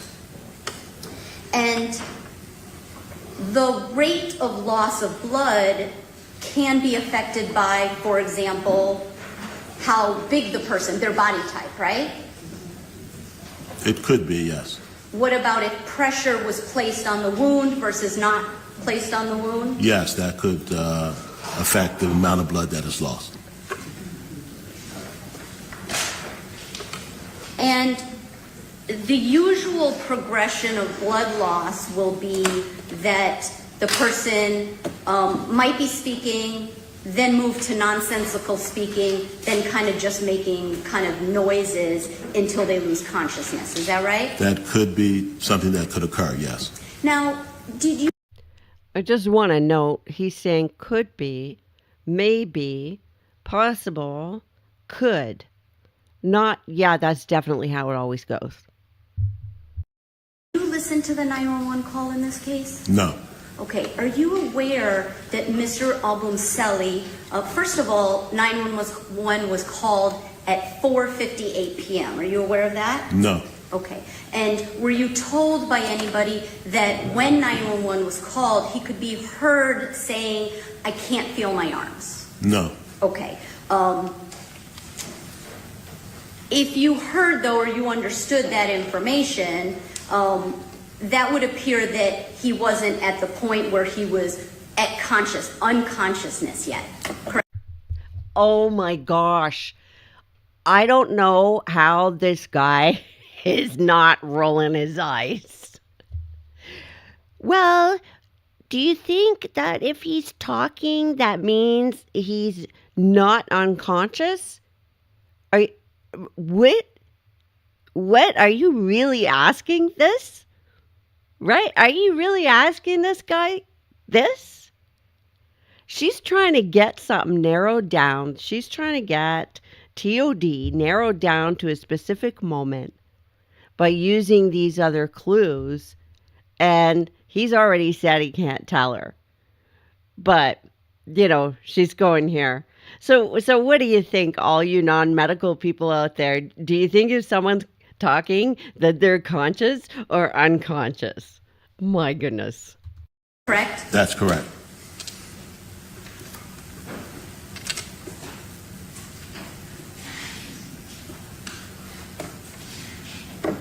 Now, in this case, you did receive information that time of death was called at 5:58 p.m. Is that right?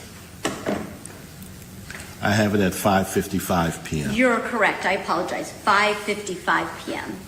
Yes.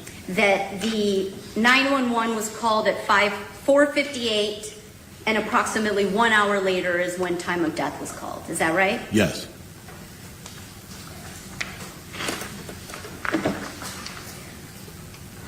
I'd like to look to your autopsy protocol and dictation. This is really the substance of your examination, right? Your report? Yes. And the first thing you do is you conduct an external examination of the body? Yes.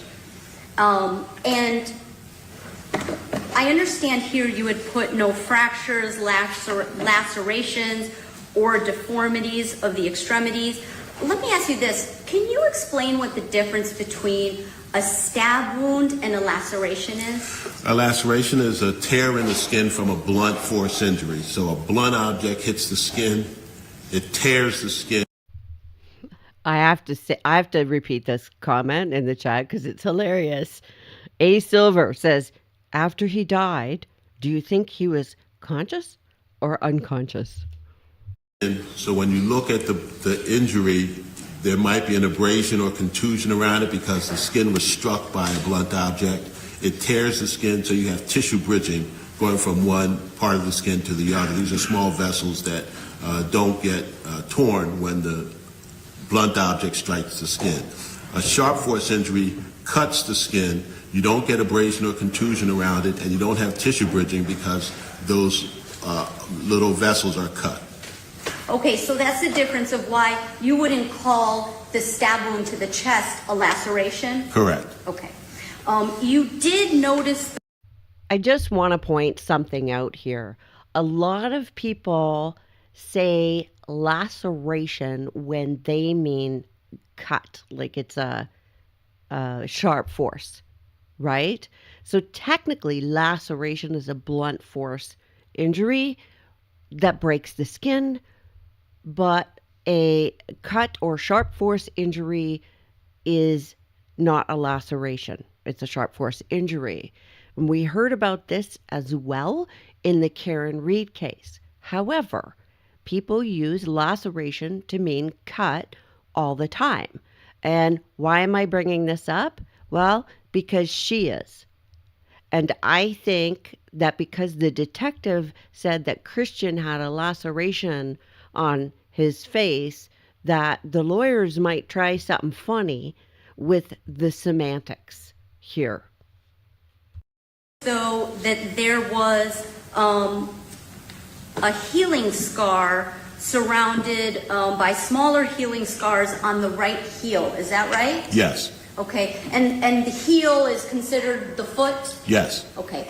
You didn't notice any healing scars on legs, did you? Legs, no. And you didn't notice any lacerations on the legs, is that right? That's correct. You know what she's going for there? She's going for, oh, he wasn't stabbed in the leg. That's what she's doing here. That's what she's trying to set up. Oh, I'm seeing there is a verdict coming out that many of you are waiting for at 3 o'clock. Okay, I will try to end the stream at 3. Somebody shout at me from the chat if I lose track of time, okay? If you had, you would have documented, right? That's what this portion of your report is for? Yes. Okay. Now, the internal examination, I'm sorry I didn't understand half of what you said of all the things you did. Obviously, I'm not a doctor, but there's a lot of things you have to do, right? You have to weigh the lungs and the spleens, and you do all these different tests. Is that right? Yes. And that's just normal protocol in any of these cases? Yes. And you do that because obviously you want to make sure you do everything you possibly can in order to make a proper determination as to cause of death? Yes. Now, your opinion in this case was that the wound was not caused by the throwing of a knife, correct? I'm not an expert in knife throwing. I don't know whether the person who's charged with this is a knife thrower. As a hypothetical, my opinion is it was a stab wound.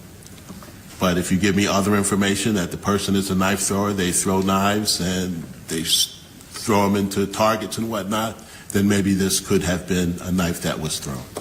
Okay, well, we're going to break that down. Before we do, I want to ask you a couple of things. I know that you eventually, you did review this preliminary report, you said. Were there any other reports that you reviewed in this case?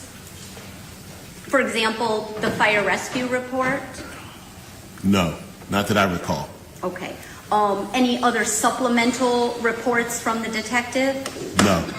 Did you review Ms. Clenney's statement to the police? No.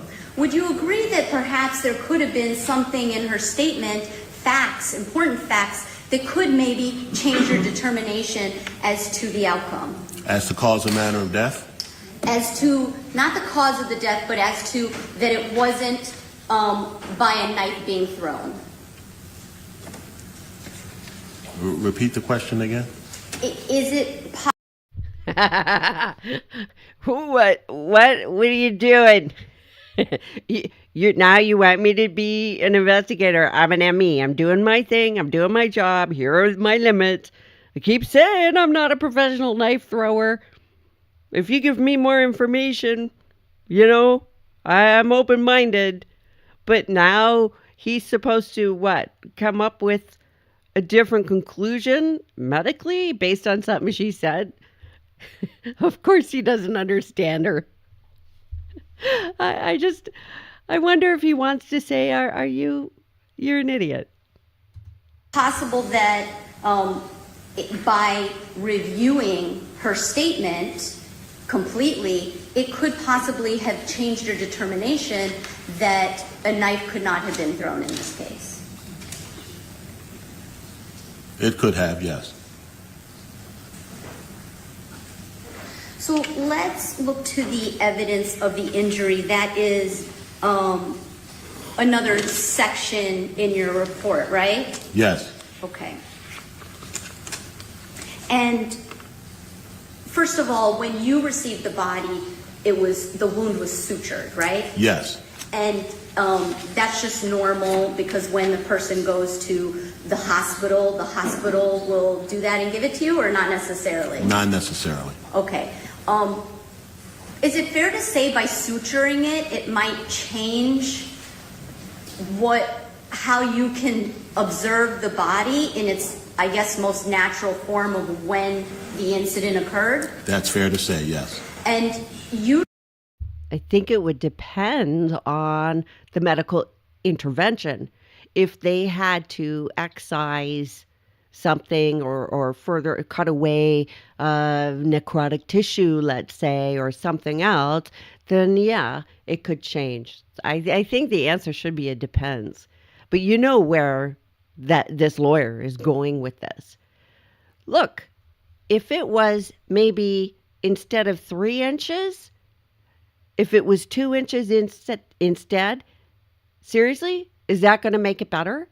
The fact of the matter is that it went far enough to slice into that artery. That's the fact. So there's no getting around that. And how wide it is or whatever is really a red herring. It doesn't matter. You don't know if, you weren't there, so you don't know what fire rescue personnel might have done. Paramedics did for life-saving techniques, right? That's correct. And you don't know what... I can pretty much guarantee you that the paramedics did not cut the subclavian artery. Pretty sure about that. But I'm not a doctor. Kind of life-saving techniques the doctors at the hospital performed either, right? That's correct. So you received the body, you removed the sutures, and then you observed the stab wound, which I believe in your report and you testified is 4 by 1.5 centimeters, correct? When I removed the sutures, yes. Yes, and again, when you remove the sutures, we don't know if that wound is the same wound I don't mean the same wound. I mean, we don't know if it's the same size as when the stabbing originally occurred, right? I don't know if the hospital physicians did something to the wound. That's correct. Okay, and 4 by 1.5 centimeters, that would be equivalent to 1.5 inches by 1/2 inch? I did the mathematics. I'm just not a centimeter person, so I put it into inches. I think an inch is like 2.5 centimeters. So you're talking more about 3 inches in length. Okay. Or 2 inches in length. Well, the 8 centimeters, which is the depth of the wound, is 3 inches. So would you agree that the 4 centimeters is going to be It's half shorter. of that? That's correct. So 1.5 inches? Probably, yeah. Okay. I'd have to do the math. I understand. Can you imagine this guy going out with his friends later and saying, can you believe she's like going on and on about the size of the wound? It could be bigger and blah, blah, blah, blah, blah. The guy's artery was cut. I don't care how big the wound is. Doesn't matter. His artery was cut. You know what? This just seems like a waste of this man's time. And according to your report, you put that the wound, that it was a slightly downward angle. Is that right? Yes. Now, I looked up the definition of slightly in the dictionary, but is there a medical term for slightly? No. Okay, so I got small or inconsequential. Does that sound fair to say to you? It just went down a little bit. Just a little bit. And do you ever give percentages, or No. that's not something? No. Okay, so you can't tell us exactly, I'm going to say this in this downward angle. It's not a downward angle like this, right? Yes, that's When you correct. say slightly, if we're taking something, it's going to be just a slight angle. Yes. Okay.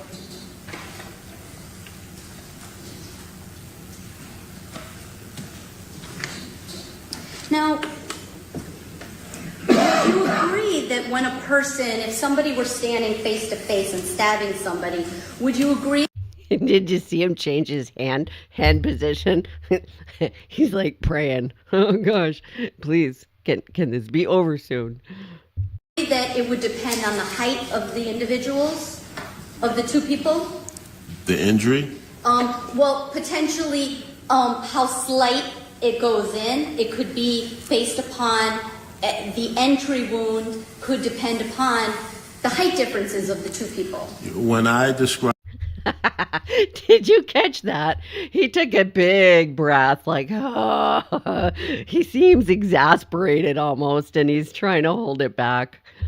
wounds on the body, we're looking at the body in anatomic position, lying on the autopsy table.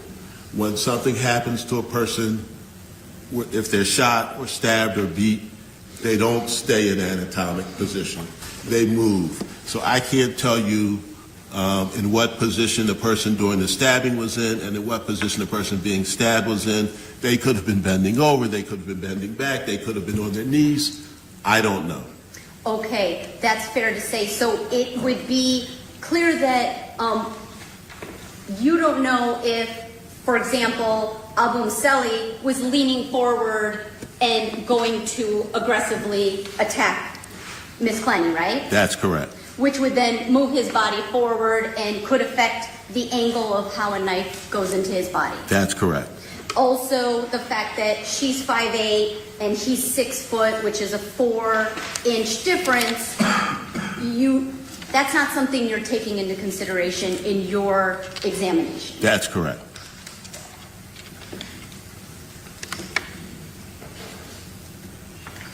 Now, the location of the wound was the upper chest right side. Yes. And that, fair to say, like near the shoulder? Yes. Okay, and for the record, I'm pointing to my shoulder area on the right side. You noted that it was a front to back, which just means from the front of the person going inward towards the back, is Yes. that right? Okay. Now, and I'm assuming this is because of the anatomical position of the body, but you didn't mention if it was like at an angle, coming crosswise, or straight on. Was it straight on? For Pete's sake, lady! He already told you what his findings were. He's not the one to argue with. Oh my gosh, this poor guy. It was straight on, yes. Okay, so if hypothetically Courtney is right-handed and the wound is on the right side and she did stab him versus throwing the knife, she would have had to have been offset from him to be able to put the knife straight into his right side, right? It depends on how he's standing. If he's just standing in anatomic position, yes. If he's moving, I cannot tell you in what position the person who was stabbed was in or what position the person who was doing the stabbing was in. I can just tell you what I see on the body. Okay. And in your report, you document that the wound is approximately 8 centimeters, which we said was 3 inches, right? Yes. It's about 3 inches. You understand that the knife was removed before the paramedics arrived? Did you know that information? I didn't know that information. I did see a picture of the knife. Okay. And let me ask you this, because if a person were to, and the testimony from Courtney was that Abu Mseli removed the knife himself. If a person is in shock from having been stabbed and they go to grab the knife, it is possible that the knife could be pushed in a little further. Would you agree with me? I'd agree with that, yes. And it would be impossible to know exactly, I mean, you couldn't give a certainty as to how much exactly it could be pushed in, right? I can't know. So now, what is she implying here? That he ultimately did it to himself? Wow. Wow. Is there no bottom? And obviously, if the knife is in and you pull it out and it was in an artery, blood is going to really start coming out, right? Yes. Okay.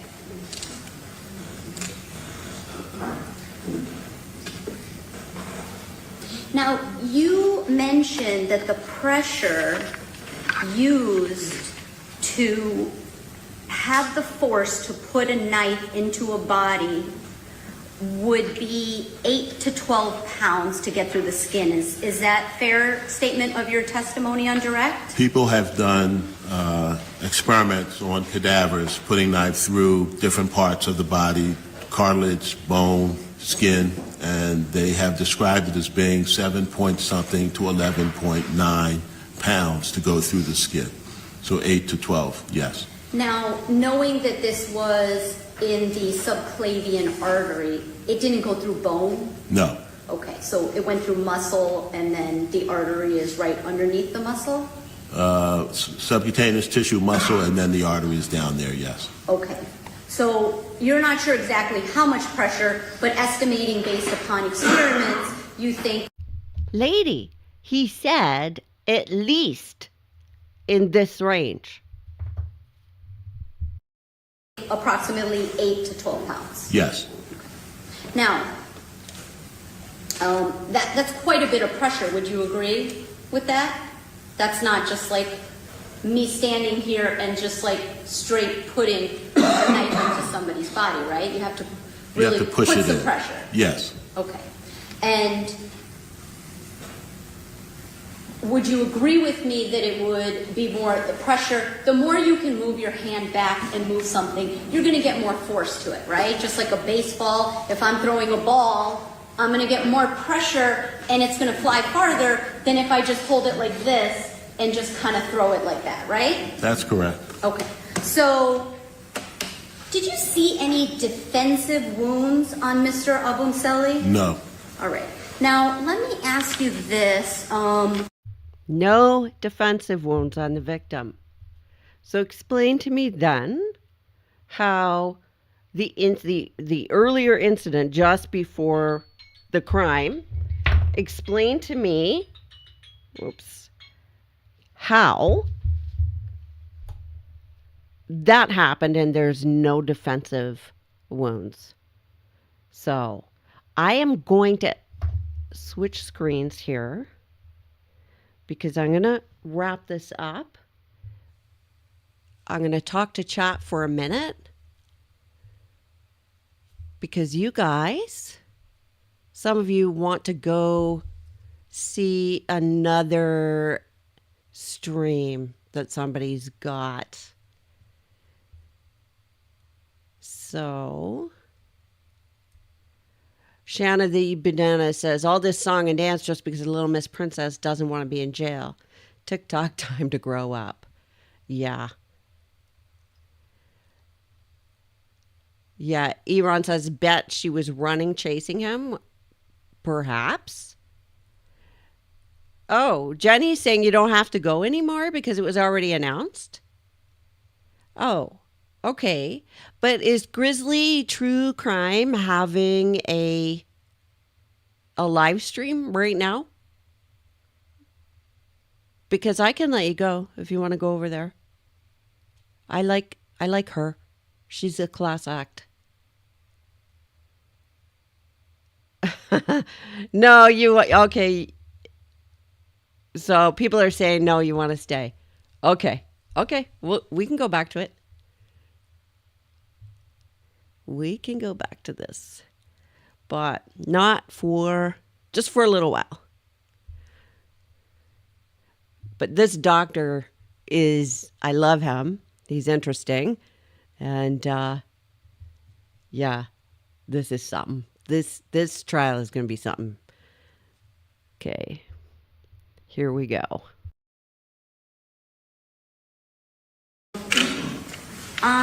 The autopsy dictation, if you want to refer to that, sir, it has height and weight.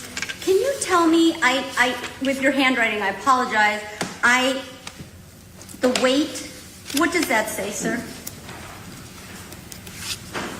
Which form are you looking at? It's called the autopsy dictation.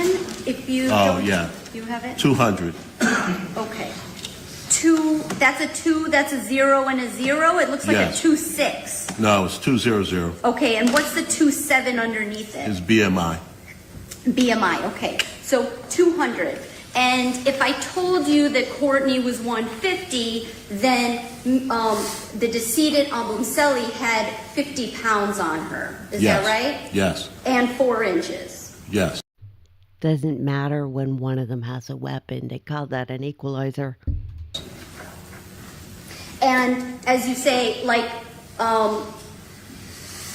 having to go back and pressure and everything like that, you didn't see anything from Abumseli of putting his hands up or anything like that? I didn't see any defensive injuries on his arms or hands, no. Okay. You would agree that somebody who is 6 foot tall has a farther reach than somebody who is 5'8"? Depending on the length of their arms, yes. Okay. Now, would you agree that it's also possible to, for somebody stabbing somebody, they could possibly have self-inflicted wounds? Isn't that possible? Yes. And that's because Oh boy. Oh, here we go. She is going, here's where she's going. She's going to go to that Courtney didn't have any cuts on her.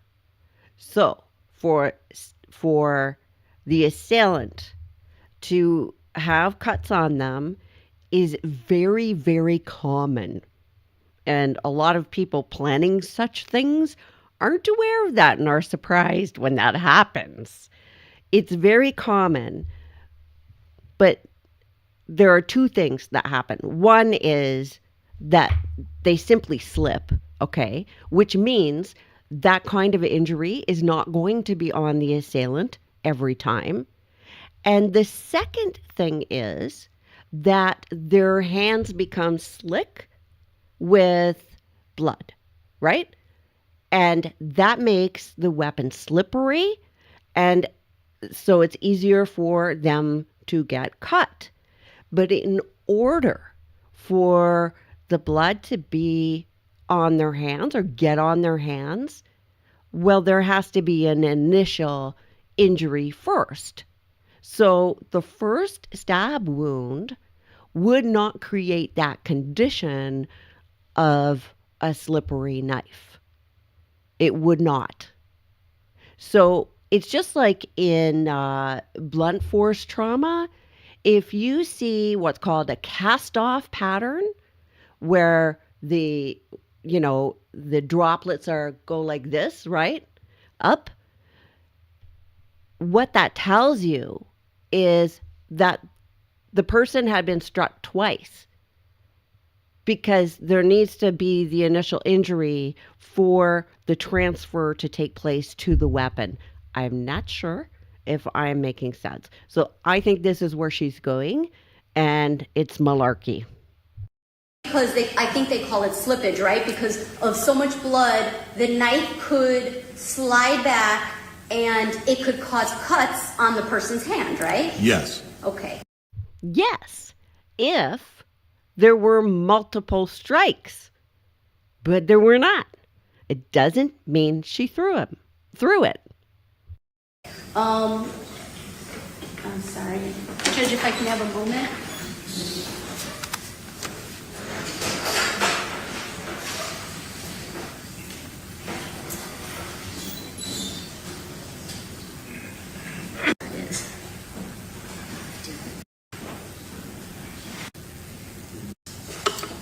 Yes. Okay.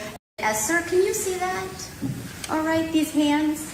Yes, Okay, and were you able to see crime scene photos in this case? Were you able to observe did they give you the crime scene photos to look at? I did see some crime scene photos, yes. Okay, so this is a photo of Miss Clenney's hands on the date of the incident. She didn't have any kind of self-inflicted injuries from a knife that you can see. Is that fair to say? And I can have a photo come closer to you if it's easier for you, sir. I'd like to see a closer Yes, photo. let me, do you have S? Somebody's going to have to explain that it has to be a second strike Yeah, thank you. in order for that slippage to happen. They can't. I hope they don't just let this slide. And here's, this is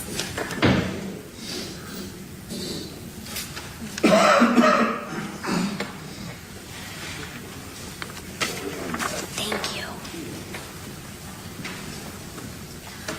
Having reviewed the photographs, were you able to see any wounds on her that would be consistent with slippage of a knife? No.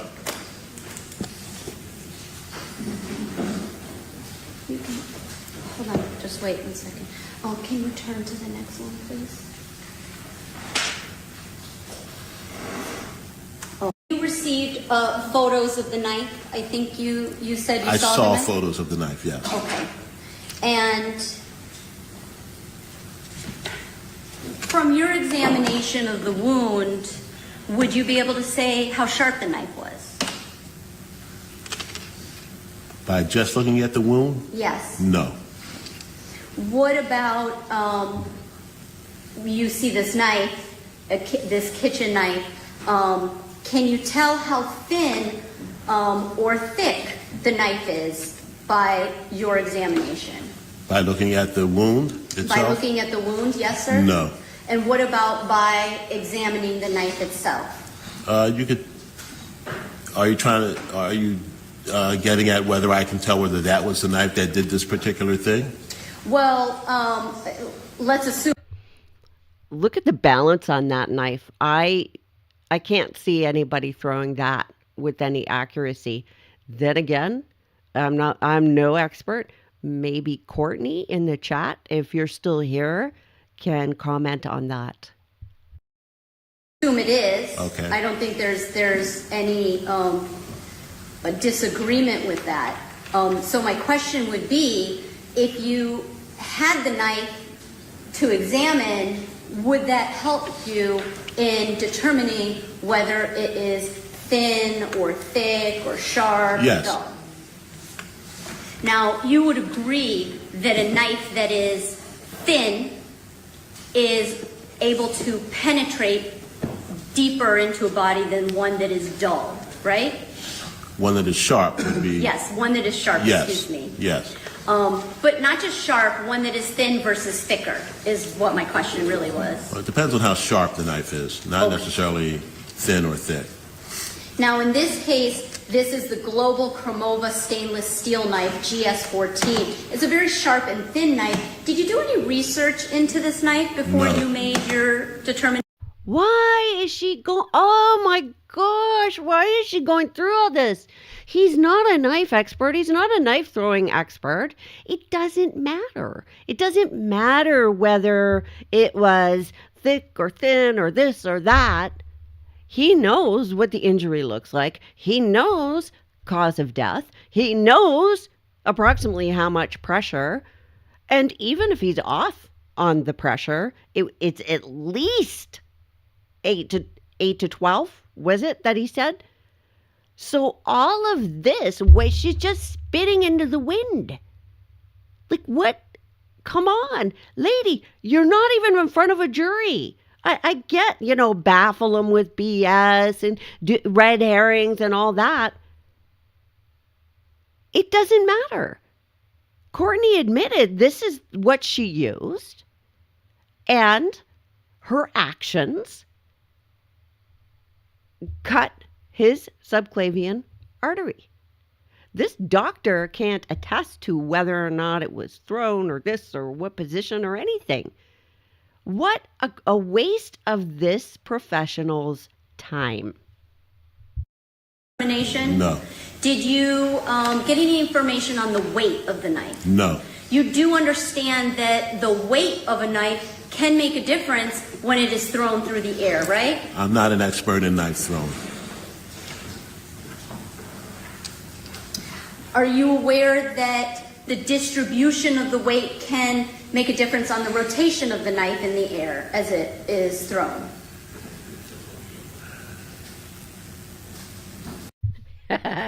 Did you see that? So he says, for the umpteenth time, I'm not an expert in knife throwing. And she just keeps going. Oh, would it make a difference in the rotation in the air? And he just goes, poor guy.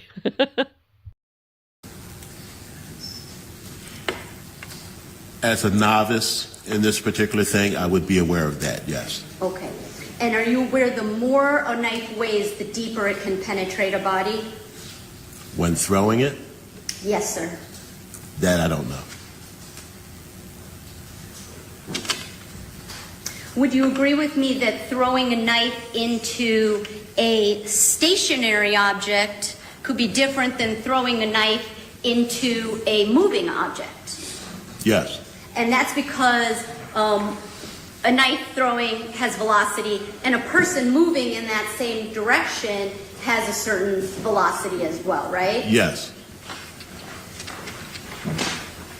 And you were made aware that Abumseli aggressively moved towards Courtney at the time she states she threw the knife, right? That's the information that I have, yes.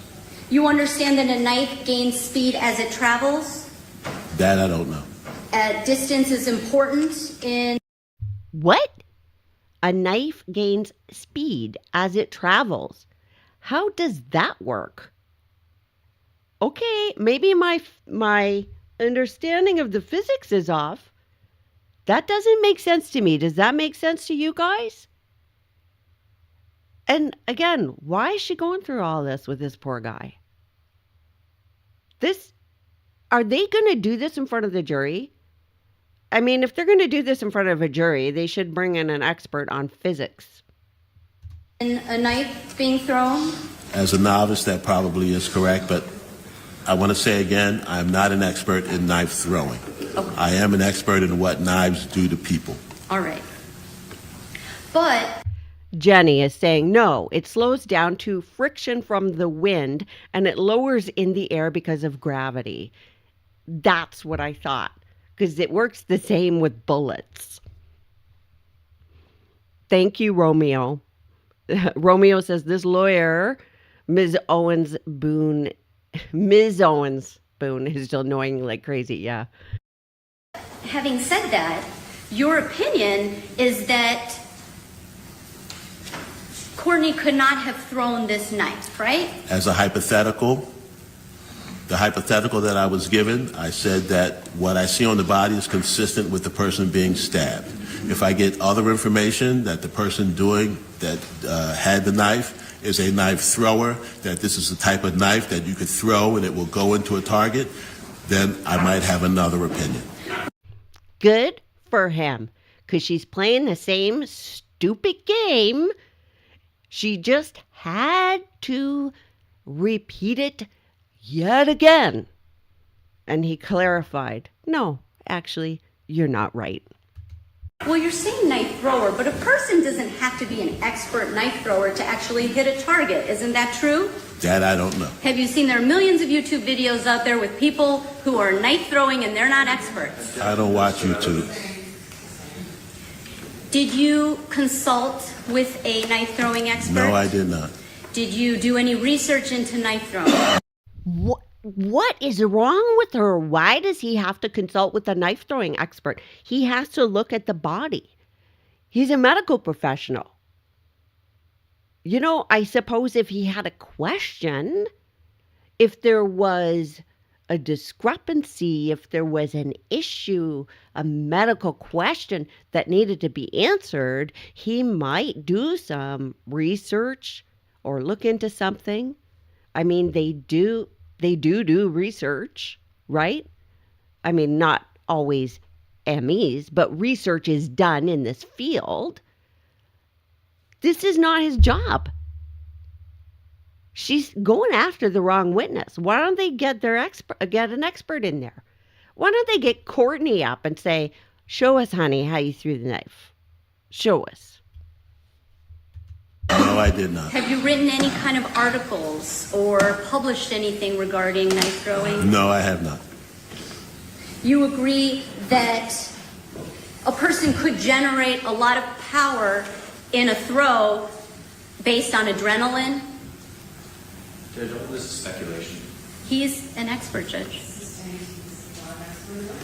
Well, the government's opinion is that she couldn't have thrown it, so we should be able to rebut that opinion by asking him questions about it.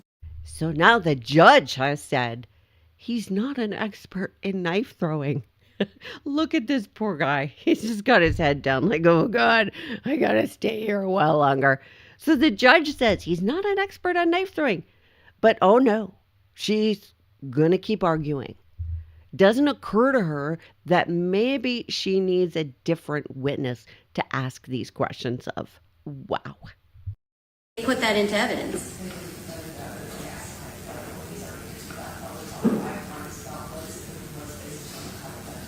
So, sir, you cannot say that Courtney Clenney did not throw this knife, can you? That's correct. And your autopsy was performed on April 4th, and I know the toxicology was signed off on May 2nd. Is that correct? Yes. When did you speak to the state attorney's office and let them know what your opinion was, if you recall? I spoke to someone in the state attorney's office in June of this year, end of June, I believe, and I also spoke to someone in the state attorney's office last week or the week before. Okay, so before June, though, was there anything more to your report other than after May 2nd when you signed off on the toxicology? Anything else you needed to perform to close out your portion of the case? No. Okay, so as of May 2nd, you had your opinion.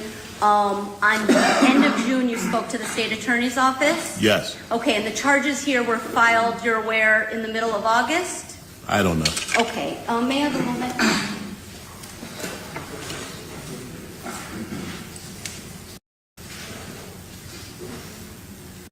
Sir, all your testimony, your conclusions, they're all documented in your report, is that correct? In the autopsy report? Yes, you've documented all of your conclusions in your report. I documented the autopsy in the report, Okay. yes. I noticed that there's nowhere in your report that says your opinion on the hypothetical was that the knife couldn't have been thrown. Is that something that would go into a report? No, it would not. It would not. And there's no reason for you to file any kind of supplemental report in That's this correct. case? Okay. This report has cause of death. The death certificate has cause and manner of death. If you have other information that, I don't have anything to do with, whether it's a death that is a justified homicide or not justified, that's a legal thing. I just know the cause of death is stab wound of right subclavian artery. The manner of death is homicide. Understood. Thank you, sir, for your time. Yes, this is briefly.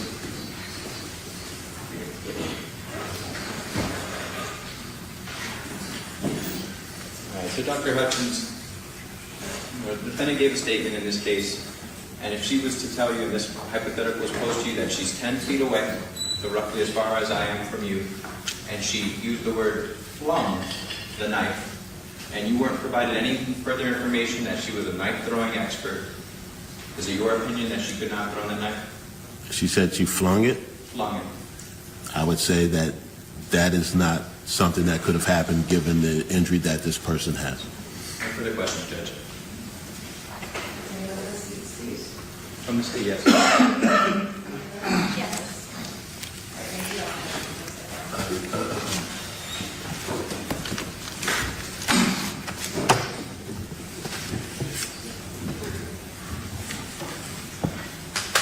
Keep a straight face till you get out the door, sir. Man. That guy needs a big cup of coffee. Oh my goodness. I'm going to switch screens.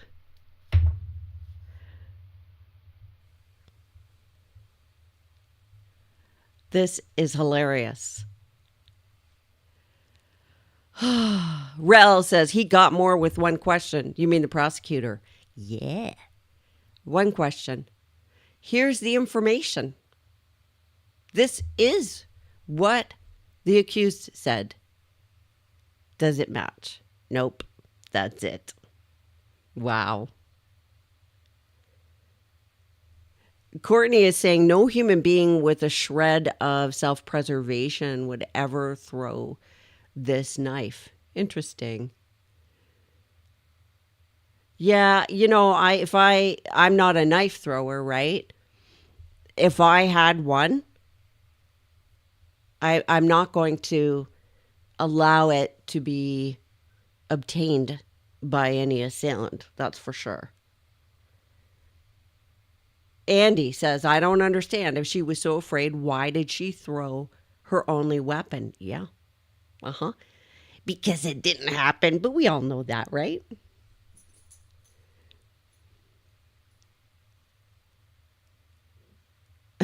Rel says, I also said that this witness had hair when his testimony began. Yeah.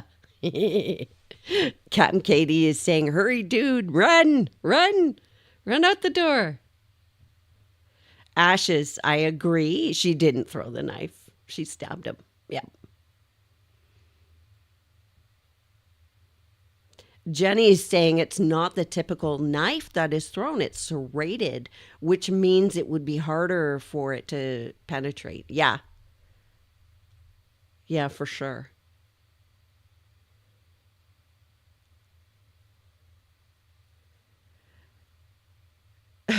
Christine. Yeah, you guys are funny. Frauke says a good throwing knife is usually manufactured to fly stable, not to pierce that deep in the target. Oh, interesting. I don't know anything about it. Courtney says it's so against natural instinct and self-preservation. Yeah, to throw away your only weapon. And when you look at her past behavior, well, right? Jenny says this witness might want to call in sick on the day of the trial. Yeah.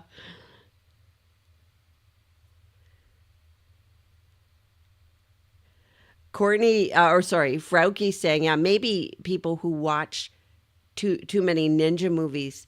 I've seen that in interrogations where somebody will give you a story and you're thinking, yeah, that was in this movie. That's not real life.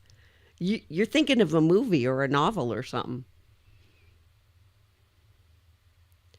Yeah, that was funny when he said, you understand there are plenty of YouTube videos where they throw knives. Okay. First of all, you're thinking, does the guy sit around watching YouTube? And if he does, is that what he's looking at? Really? Just bizarre. Just bizarre.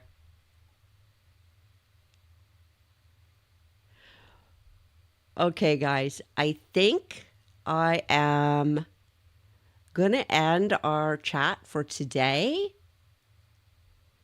I might be able to do something tomorrow. Do you want to do something tomorrow or do you want to wait till Wednesday? I'll do what you want.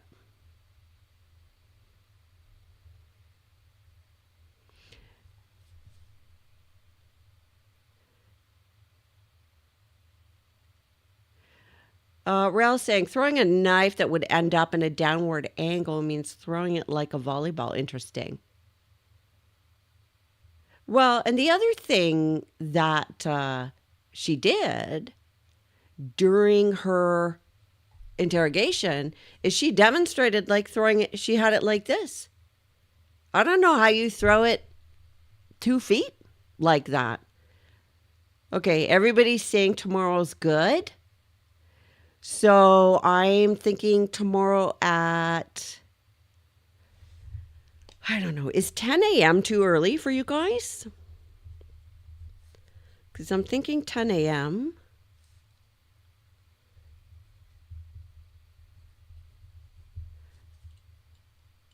Okay.